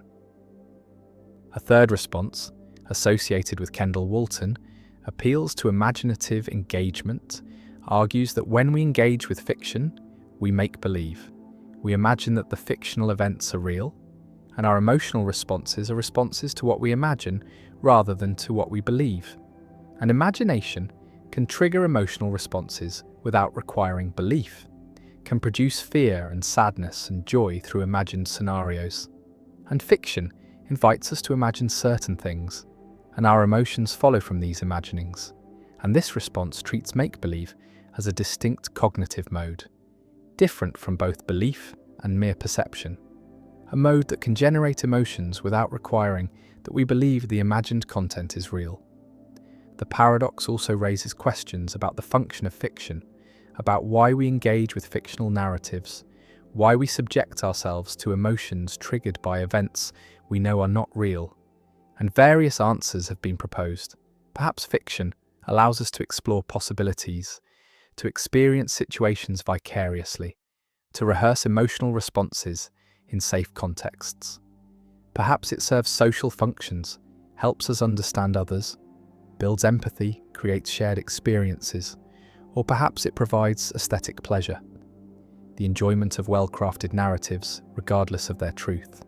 And understanding why fiction moves us might help explain how it moves us, might reveal the mechanisms that connect fictional representations to emotional responses. The paradox extends beyond fiction to other representational arts, to paintings that depict scenes that never occurred, to music that evokes emotions without representing anything, to imaginative scenarios we generate ourselves when daydreaming or planning.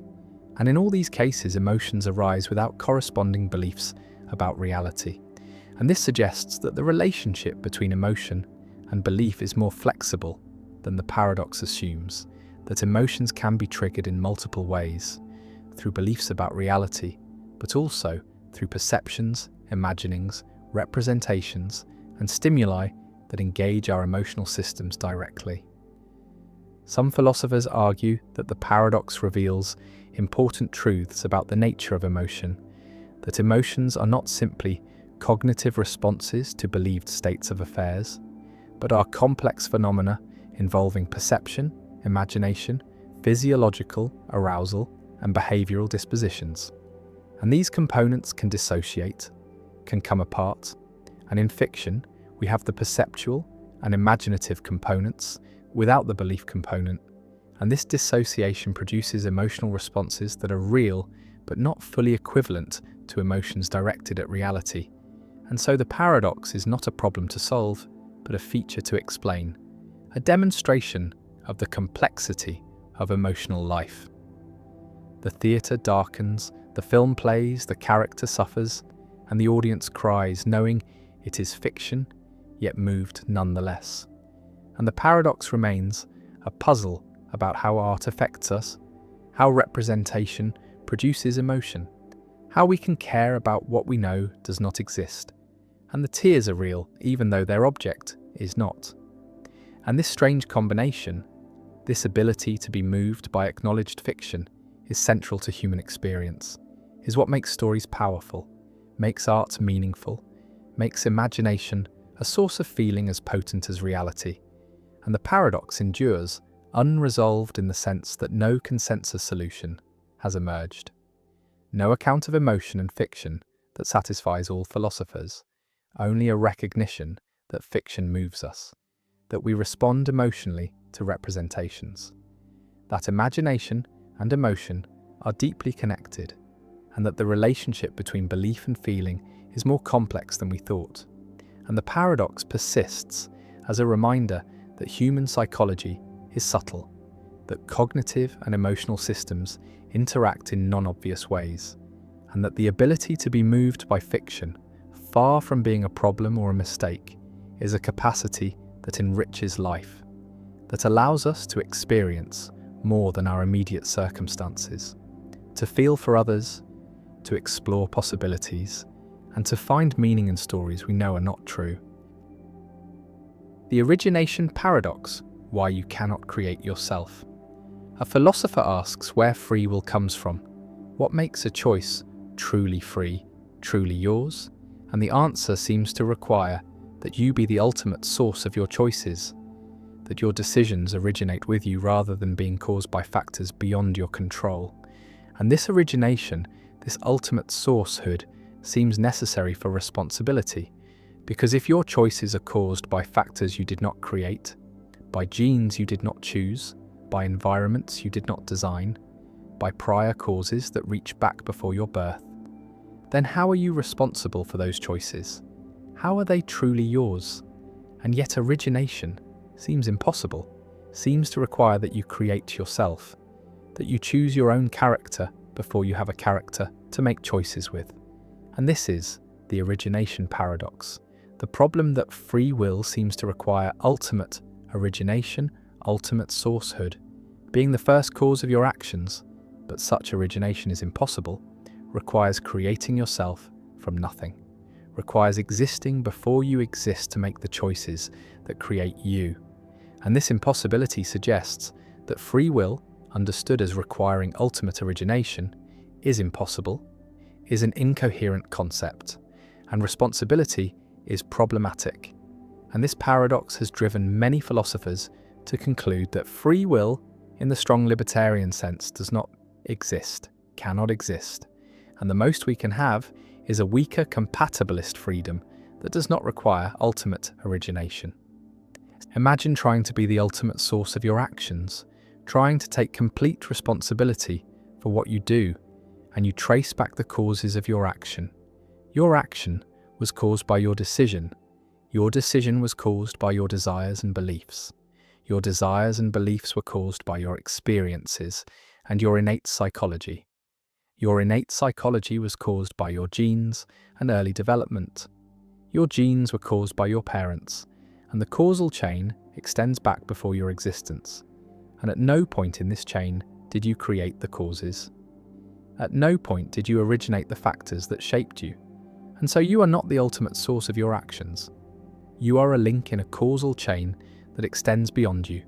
And if responsibility requires ultimate origination, then you are not responsible because you did not originate yourself, did not create the character from which your choices flow. The origination paradox can be stated as an impossibility argument. To be ultimately responsible for an action, you must be ultimately responsible for how you are, for your character, your values, your psychology, because your action flows from how you are, and to be ultimately responsible for how you are.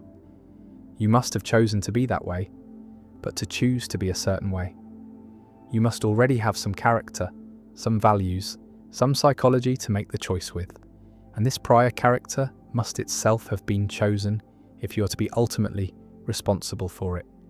And this leads to an infinite regress. You must have chosen your character. Before choosing your character, must have existed before you existed to create yourself. And this is impossible. And so ultimate responsibility, ultimate origination is impossible. And if free will requires it, then free will is impossible. Visualize the regress to be responsible for action. A, you must be responsible for character C that caused A, and to be responsible for C, you must be responsible for earlier character CE that caused C, and to be responsible for C, you must be responsible for even earlier character C, and so on infinitely. And the regress cannot be completed, cannot be grounded, because there is no first character that you chose, no original act of self-creation. And so the chain of responsibility has no beginning, hangs unsupported, and ultimate responsibility collapses. And with it collapses free will understood as requiring ultimate origination. This argument, developed by Galen Strawson and others, is meant to show that libertarian free will understood as requiring ultimate sourcehood, is impossible, is incoherent. And this drives the debate toward compatibilism, toward the view that free will does not require ultimate origination, but only requires that actions flow from the agent's own psychology, from their desires and values, even if those desires and values were themselves caused by factors beyond the agent's control. And compatibilism avoids the origination paradox by weakening the requirements for freedom, by denying that ultimate origination is necessary. One response to the origination paradox accepts it, accepts that ultimate responsibility is impossible, and embraces the conclusion that no one is truly responsible in the ultimate sense. And this view, sometimes called hard incompatibilism, denies both that we have libertarian free will and that compatibilist freedom is sufficient for genuine responsibility. And moral responsibility is an illusion, is a concept that cannot be sustained once we recognize the impossibility of ultimate origination, and we should replace responsibility with other concepts, with forward-looking considerations about consequences and prevention rather than backward-looking considerations about desert and blame. Another response argues that ultimate origination is not necessary for responsibility. That responsibility requires only proximate origination, being the proximate cause of action, the immediate source. And as long as your action flows from your own deliberation, your own character, you are responsible, even if your character was shaped by prior causes, even if you are not the ultimate source. And proximate origination is sufficient for the kind of responsibility that matters for ethics and law. And the origination paradox shows only that ultimate responsibility is impossible, not that ordinary responsibility is impossible, and we should not let the impossible standard of ultimate origination undermine the possible standard of proximate origination. A third response from agent causation theories argues that persons are uncaused causes, are agents who can initiate causal chains without being caused to initiate them. And agent causation is a special kind of causation, different from event causation, where events cause events and agents, as substances, have the power to cause events without being caused to exercise that power. And this avoids the regress because the agent does not need to cause themselves, does not need prior character to act, but can act directly as an uncaused cause. And this preserves ultimate origination by making agents first causes. But critics argue that agent causation is mysterious, unexplained, involves a kind of causation that seems inconsistent with naturalism, seems like magic, and the theory creates more problems than it solves. The origination paradox also connects to debates about moral luck, about whether we can be responsible for factors beyond our control, because the paradox shows that if we trace back far enough, everything is beyond our control, everything is luck, is the product of factors we did not choose, and if we cannot be responsible for luck, then we cannot be responsible for anything. And this conclusion, while following from the paradox, seems too extreme, seems to eliminate responsibility entirely. And this drives some philosophers to accept moral luck, to accept that we can be responsible for actions that depend on factors beyond our control. That responsibility does not require eliminating luck, but only requires certain kinds of control, certain kinds of connection between agent and action. The philosopher asks where you came from, how you became the person you are, And the answer traces back through causes, through genes and upbringing and choices and experiences. And none of these origins were ultimately under your control. None were self-created, and so you are not self-caused, are not self-created, are not the ultimate origination of yourself.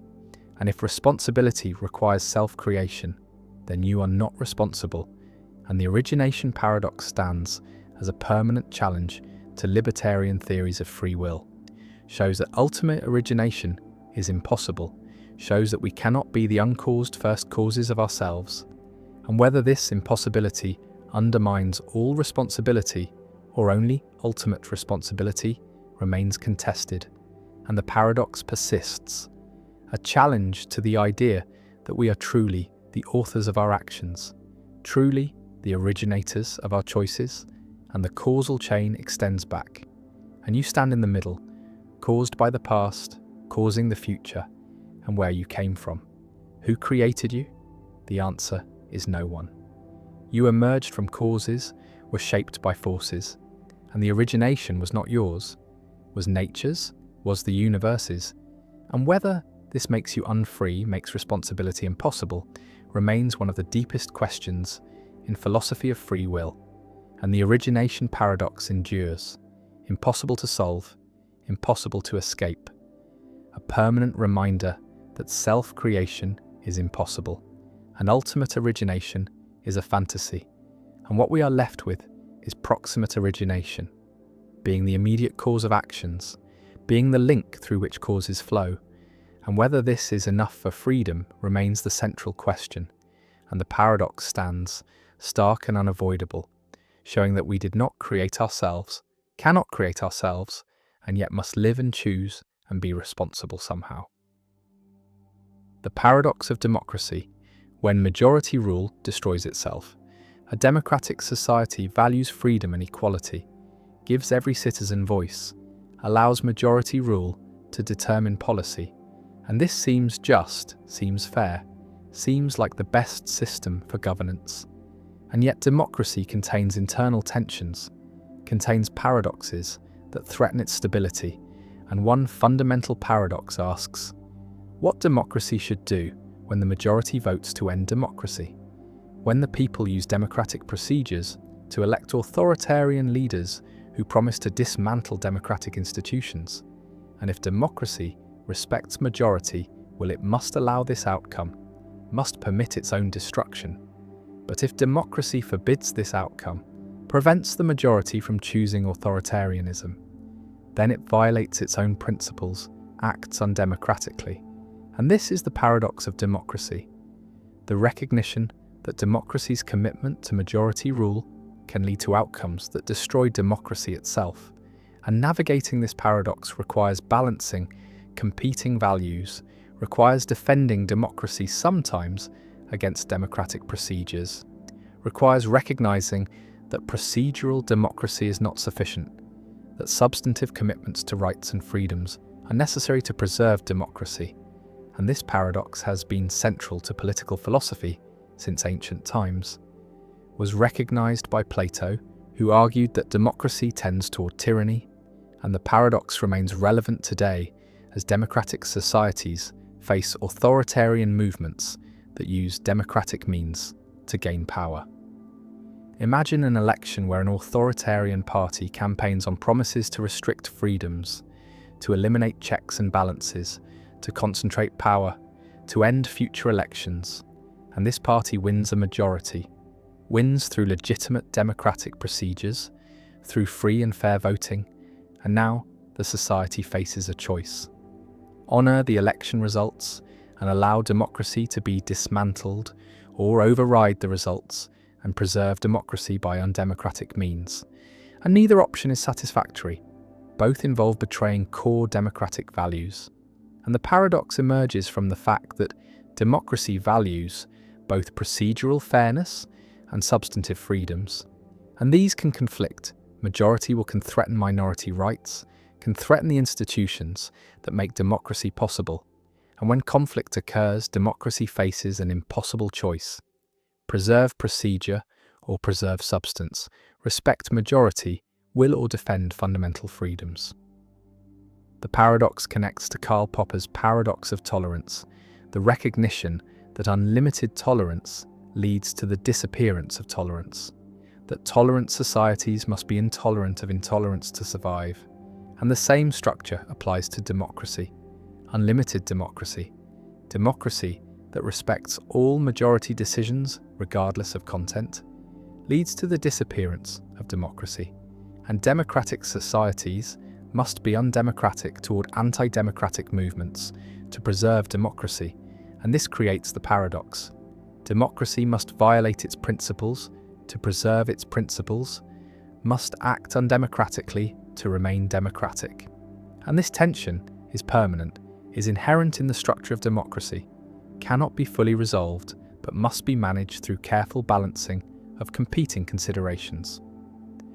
Visualize democracy as having two aspects: procedural democracy, which emphasizes voting, majority rule, fair elections, and substantive democracy, which emphasizes rights, freedoms, protections for minorities, and ideally these aspects reinforce each other. Procedures protect rights and rights enable procedures, but they can conflict. Procedures can be used to undermine rights, majorities can vote to restrict freedoms, and when conflict occurs, the society must choose which aspect to prioritize, and different societies make different choices. Constitutional democracies emphasize substantive protections, have constitutions that limit majority power, protect fundamental rights even against majority will, and these systems accept that democracy involves more than majority rule, involves commitments to principles that cannot be overridden by votes. And this resolves the paradox partially, makes democracy less purely procedural, more substantively constrained. One response to the paradox argues that true democracy is substantive, not procedural, that democracy is not just about voting, but about respecting rights, protecting minorities, ensuring freedom. And when these substantive commitments are threatened, even by majority vote, democracy requires defending them, requires overriding the majority. And this militant democracy, this democracy that defends itself against anti-democratic forces, is not a betrayal of democracy, but is its preservation, is necessary to maintain the conditions that make democracy possible. And historical examples support this.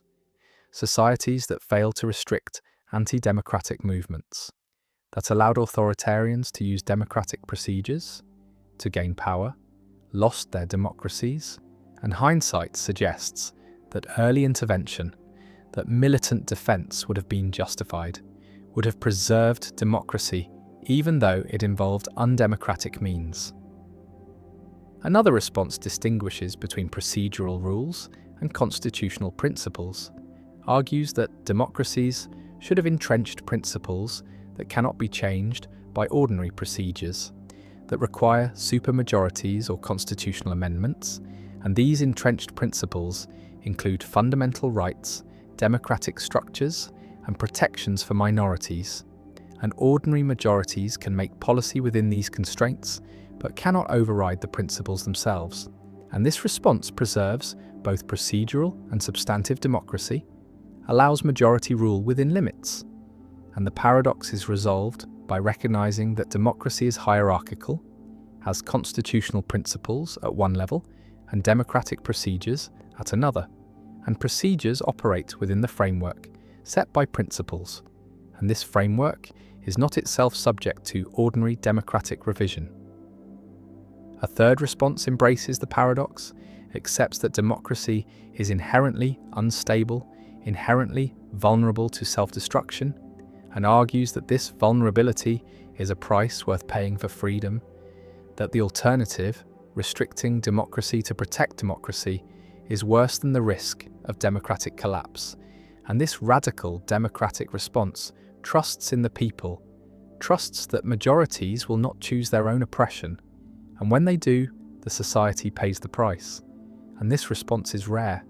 Most societies are unwilling to risk democratic collapse, prefer to impose constraints on democracy, but the response represents one coherent position, one way of resolving the paradox by accepting its consequences.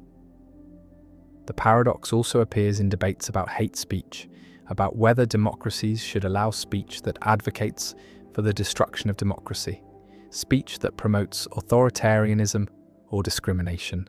And free speech is a democratic value, is protected in democratic societies. But speech that aims to destroy democracy creates the paradox, and banning such speech seems undemocratic, seems to violate free expression, but allowing it risks democracy's survival. And different democracies resolve this differently. Some ban anti-democratic speech, some allow it, and no resolution is without costs. All involve trade-offs between competing values. The election results are counted, the authoritarian party has won, and the democratic society faces the paradox: honour the results and risk losing democracy, or override the results and betray democratic procedures. And the choice is not theoretical, is faced by real societies, has been faced throughout history, and different societies have chosen differently. Some have preserved democracy by undemocratic means, some have respected procedures and lost democracy, and the paradox remains unresolved, remains a permanent tension in democratic governance. A challenge that every democracy must navigate, must balance procedure against substance, must defend itself without betraying itself. And the paradox of democracy endures as a fundamental problem in political philosophy, a recognition that democracy contains contradictions, that majority rule can lead to minority oppression, that freedom can be voted away, and that preserving democracy sometimes requires limiting democracy. And the tension persists. The balance is delicate, and the paradox remains unsolved, a permanent feature of democratic life. The ontological paradox: why existence itself is impossible. A philosopher asks the most fundamental question in metaphysics, asks why anything exists at all, why there is something rather than nothing, and this question seems to demand an answer. Seems like there must be some explanation for the existence of the universe, some reason why being triumphs over non-being, and yet every proposed answer creates problems, creates paradoxes, leads to infinite regress or unjustified stopping points. And this is the ontological paradox, the puzzle about existence itself, about whether existence requires explanation, whether existence can be explained, whether there could be a sufficient reason for there being something rather than nothing. And the paradox arises because existence seems to be a brute fact, seems to be something that just is without explanation, and yet accepting brute facts seems unsatisfying, seems to violate the principle of sufficient reason, the principle that everything has an explanation. And this tension between the demand for explanation and the impossibility of ultimate explanation creates the ontological paradox, a paradox that has troubled philosophers since ancient times, that remains unresolved, that perhaps cannot be resolved, and that reveals deep limits on human understanding, on our capacity to explain why things are rather than why they are not. Imagine trying to explain why the universe exists, why there is something rather than nothing, and you might say the universe exists because it was created, but then you must explain why the creator exists. And if you say the creator exists necessarily, exists by its own nature, cannot fail to exist, then you face the question of why necessary existence is possible, why there are any necessary beings, why the category of necessary existence is not empty. And if you say the creator has no explanation, exists as a brute fact, then you have abandoned the demand for explanation, have accepted that existence requires no reason. And if existence requires no reason, then why not say the universe itself exists as a brute fact? Why invoke a creator at all? And the explanatory chain either goes on forever, infinite regress, or stops at something unexplained. Brute fact, and neither option is satisfying. Neither provides the ultimate explanation we were seeking. And the ontological paradox emerges, the recognition that existence cannot be fully explained, that the question why something rather than nothing has no satisfactory answer. The paradox can be stated as an impossibility argument, Either everything has an explanation, or some things are brute facts without explanation. If everything has an explanation, then there must be an explanation for the totality of all facts, for why anything exists at all. And this explanation must appeal to something outside the totality, something that explains why the totality exists. But nothing is outside the totality. The totality includes everything. And so there can be no explanation for the totality. And so not everything has an explanation. And there are brute facts. And if there are brute facts, then the principle of sufficient reason is false. And we must accept that some things exist without reason, without explanation.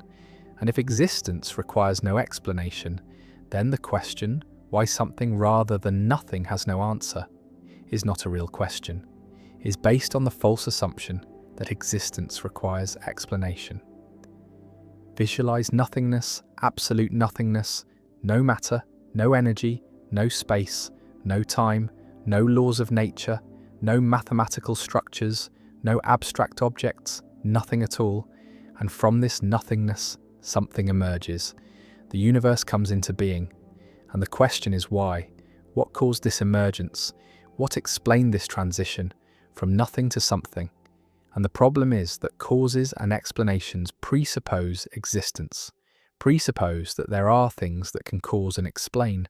And absolute nothingness contains no causes, no explanations, nothing that could produce something.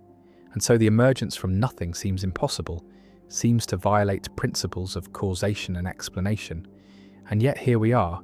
Existence is actual. Something exists.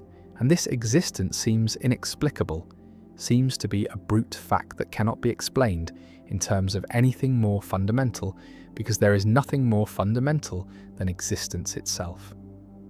One response to the ontological paradox accepts it, accepts that existence is a brute fact, that there is no explanation for why there is something rather than nothing, that the universe just exists without reason. And this response abandons the principle of sufficient reason, abandons the demand that everything be explained, and treats existence as the foundation, as the starting point beyond which explanation cannot go. And this response is common among atheist philosophers, among those who see the universe as all there is, as existing without creator or external explanation. And the ontological paradox is dissolved by rejecting one of its premises, by denying that existence requires explanation. Another response appeals to necessary existence, argues that something must exist, that nothingness is not a genuine possibility, that existence is necessary, and the question why something rather than nothing is based on the false assumption that nothing is a real alternative.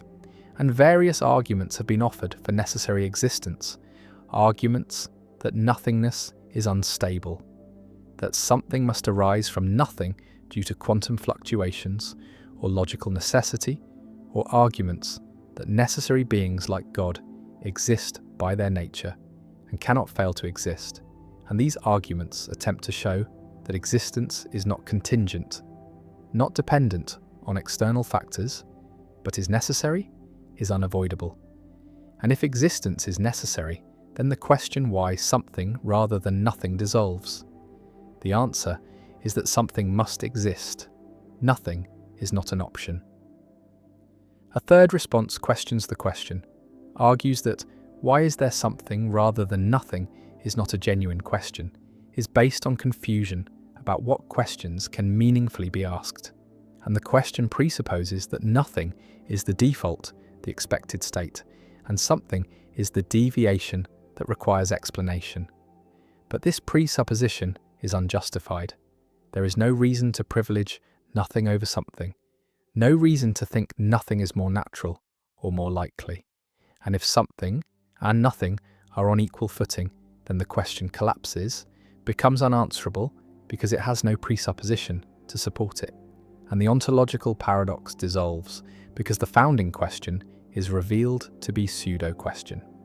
The ontological paradox also connects to debates about cosmology, about the origin of the universe, about whether the Big Bang was the beginning of everything, or whether something existed before, And cosmologists have proposed various scenarios: eternal inflation, where universes are constantly being created in a multiverse; cyclic cosmologies, where the universe goes through endless cycles of expansion and contraction; quantum creation, where the universe emerged from quantum vacuum fluctuations.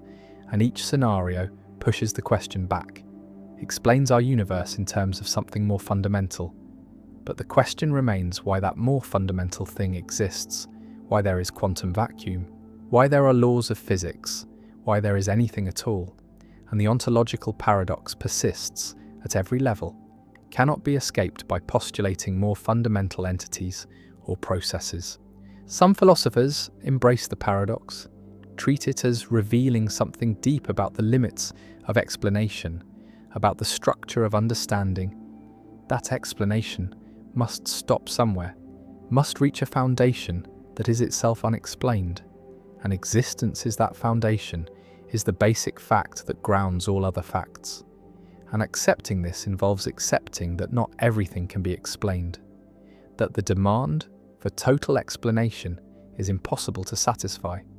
And the ontological paradox is not a problem to solve, but a limit to accept, a recognition that human understanding has boundaries, that some questions have no answers. And the question, why is there something rather than nothing, is such a question, is beyond our capacity to answer. And we must live with the mystery, with the brute fact of existence. The universe exists, spreads across billions of light years, contains galaxies and stars and planets and life. And the question echoes, why? Why does any of this exist? Why is there something rather than nothing? And no answer fully satisfies, no explanation reaches the ultimate ground. And the ontological paradox persists, ancient and insoluble. A paradox that reveals the limits of metaphysics, the boundaries of explanation, the point where philosophy must fall silent and accept that existence simply is, without reason, without cause, without ultimate explanation. And the paradox endures as one of the deepest problems in philosophy, a problem that perhaps cannot be solved because it points to the edge of what can be understood, the limit where explanation gives out and brute fact takes over, and existence remains, mysterious and fundamental, and the question remains unanswered and perhaps unanswerable. The paradox of choice, why having everything makes us want nothing.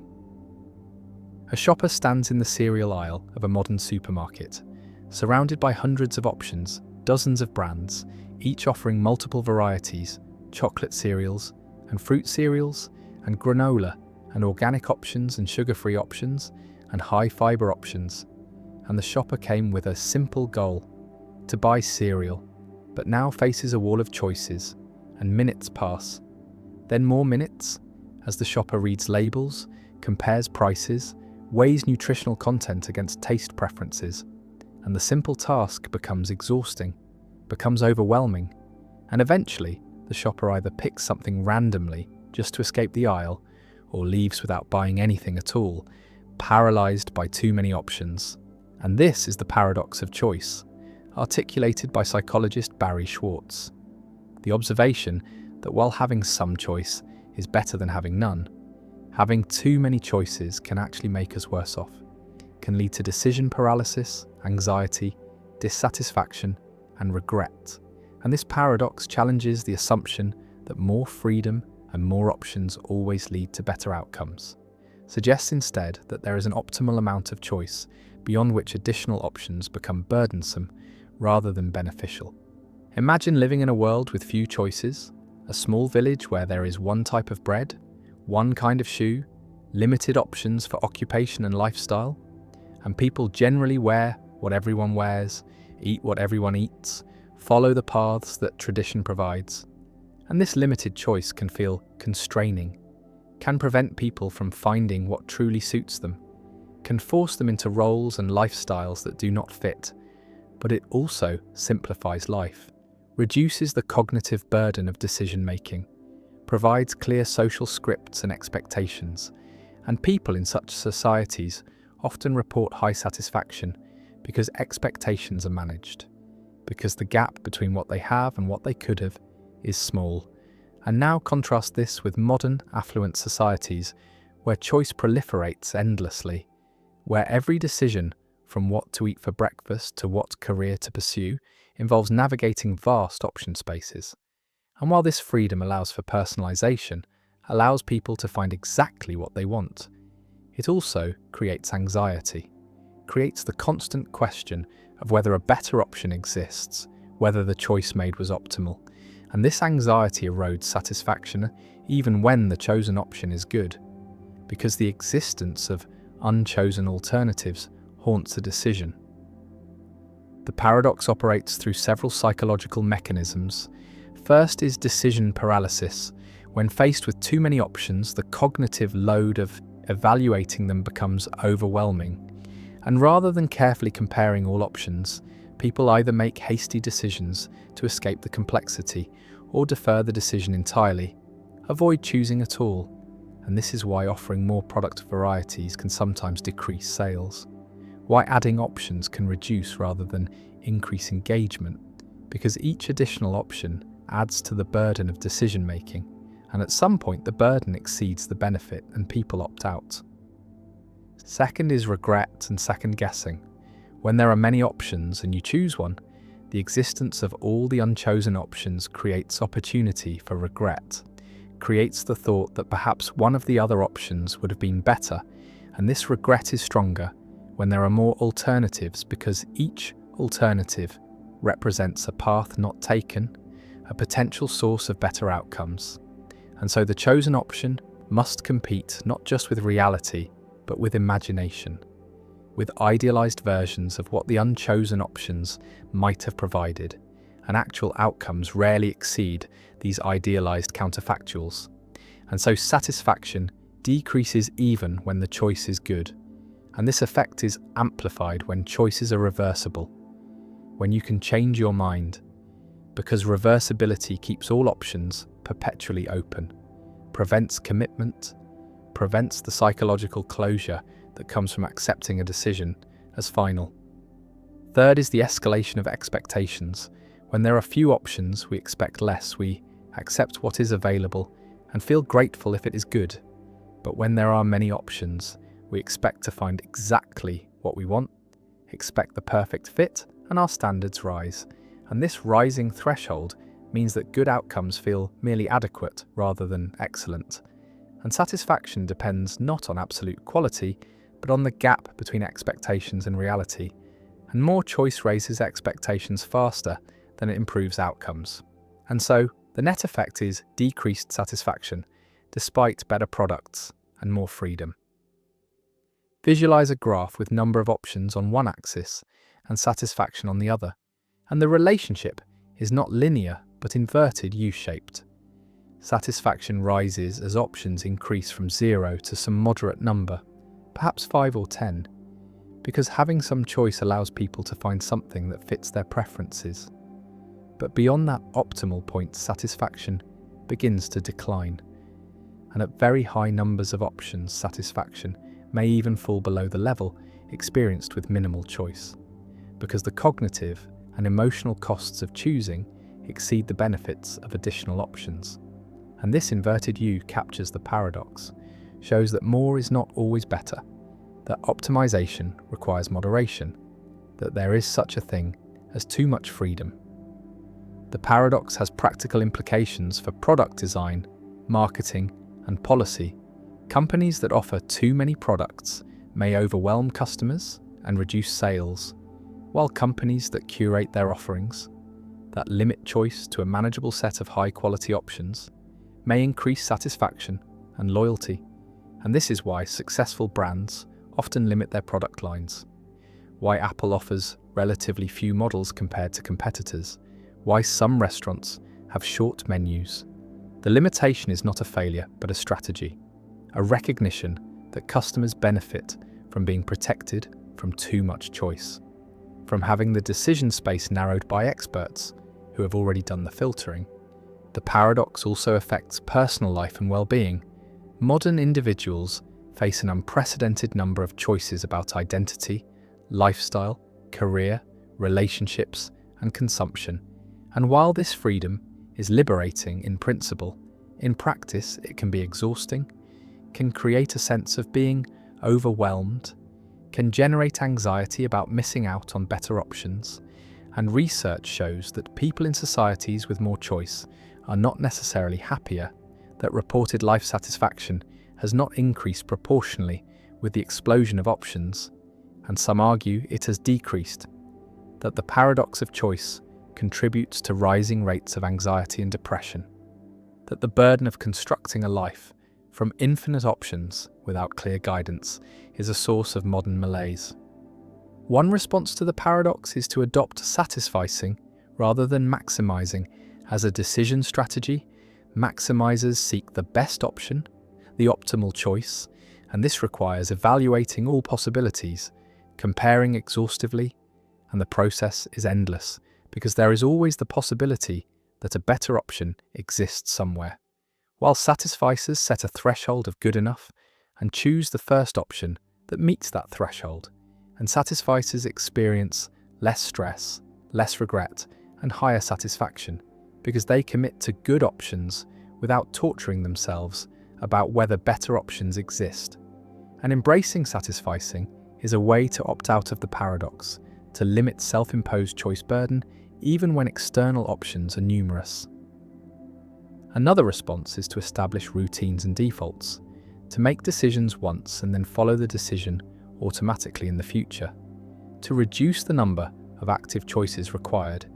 And this is why successful people often simplify their lives, wear the same clothes every day, eat the same breakfast, follow the same schedule, not because they lack creativity, but because they recognize that decision-making is a limited resource, that every choice consumes cognitive energy, and preserving that energy for important decisions requires eliminating trivial choices through routinization.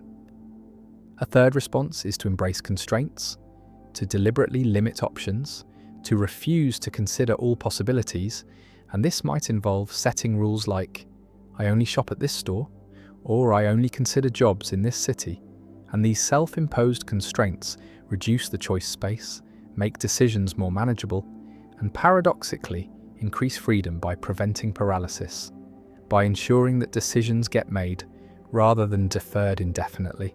And constraints are not limitations on freedom, but conditions for effective exercise of freedom, structures that enable choice rather than preventing it. The shopper stands in the cereal aisle, paralyzed by options, and eventually walks away empty-handed or grabs something arbitrarily, and the experience is repeated across modern life, in career choices and relationship decisions and consumption patterns, and the paradox persists. More choice leading to less satisfaction, more freedom creating more anxiety. And Schwartz's insight remains relevant, challenges the ideology of unlimited choice, suggests that well-being requires moderation, requires protection from too much optionality, and the paradox endures as a reminder that freedom is complex, that having options is valuable, but that value has limits, that beyond a certain point additional options become burdens rather than benefits. And the challenge for individuals and societies is to find the optimal level of choice, the sweet spot where there is enough freedom to allow for genuine self-determination, but not so much that the burden of choosing overwhelms the benefit of having chosen. And the paradox remains a feature of modern affluent societies, a price paid for abundance, and a problem that requires not more choice but wiser choice, not more options but better frameworks for navigating options. And the cereal aisle waits, endless and overwhelming, and the shopper eventually learns to bring a list to decide in advance, to opt out of the paradox by refusing to treat every shopping trip as an opportunity for exhaustive optimization.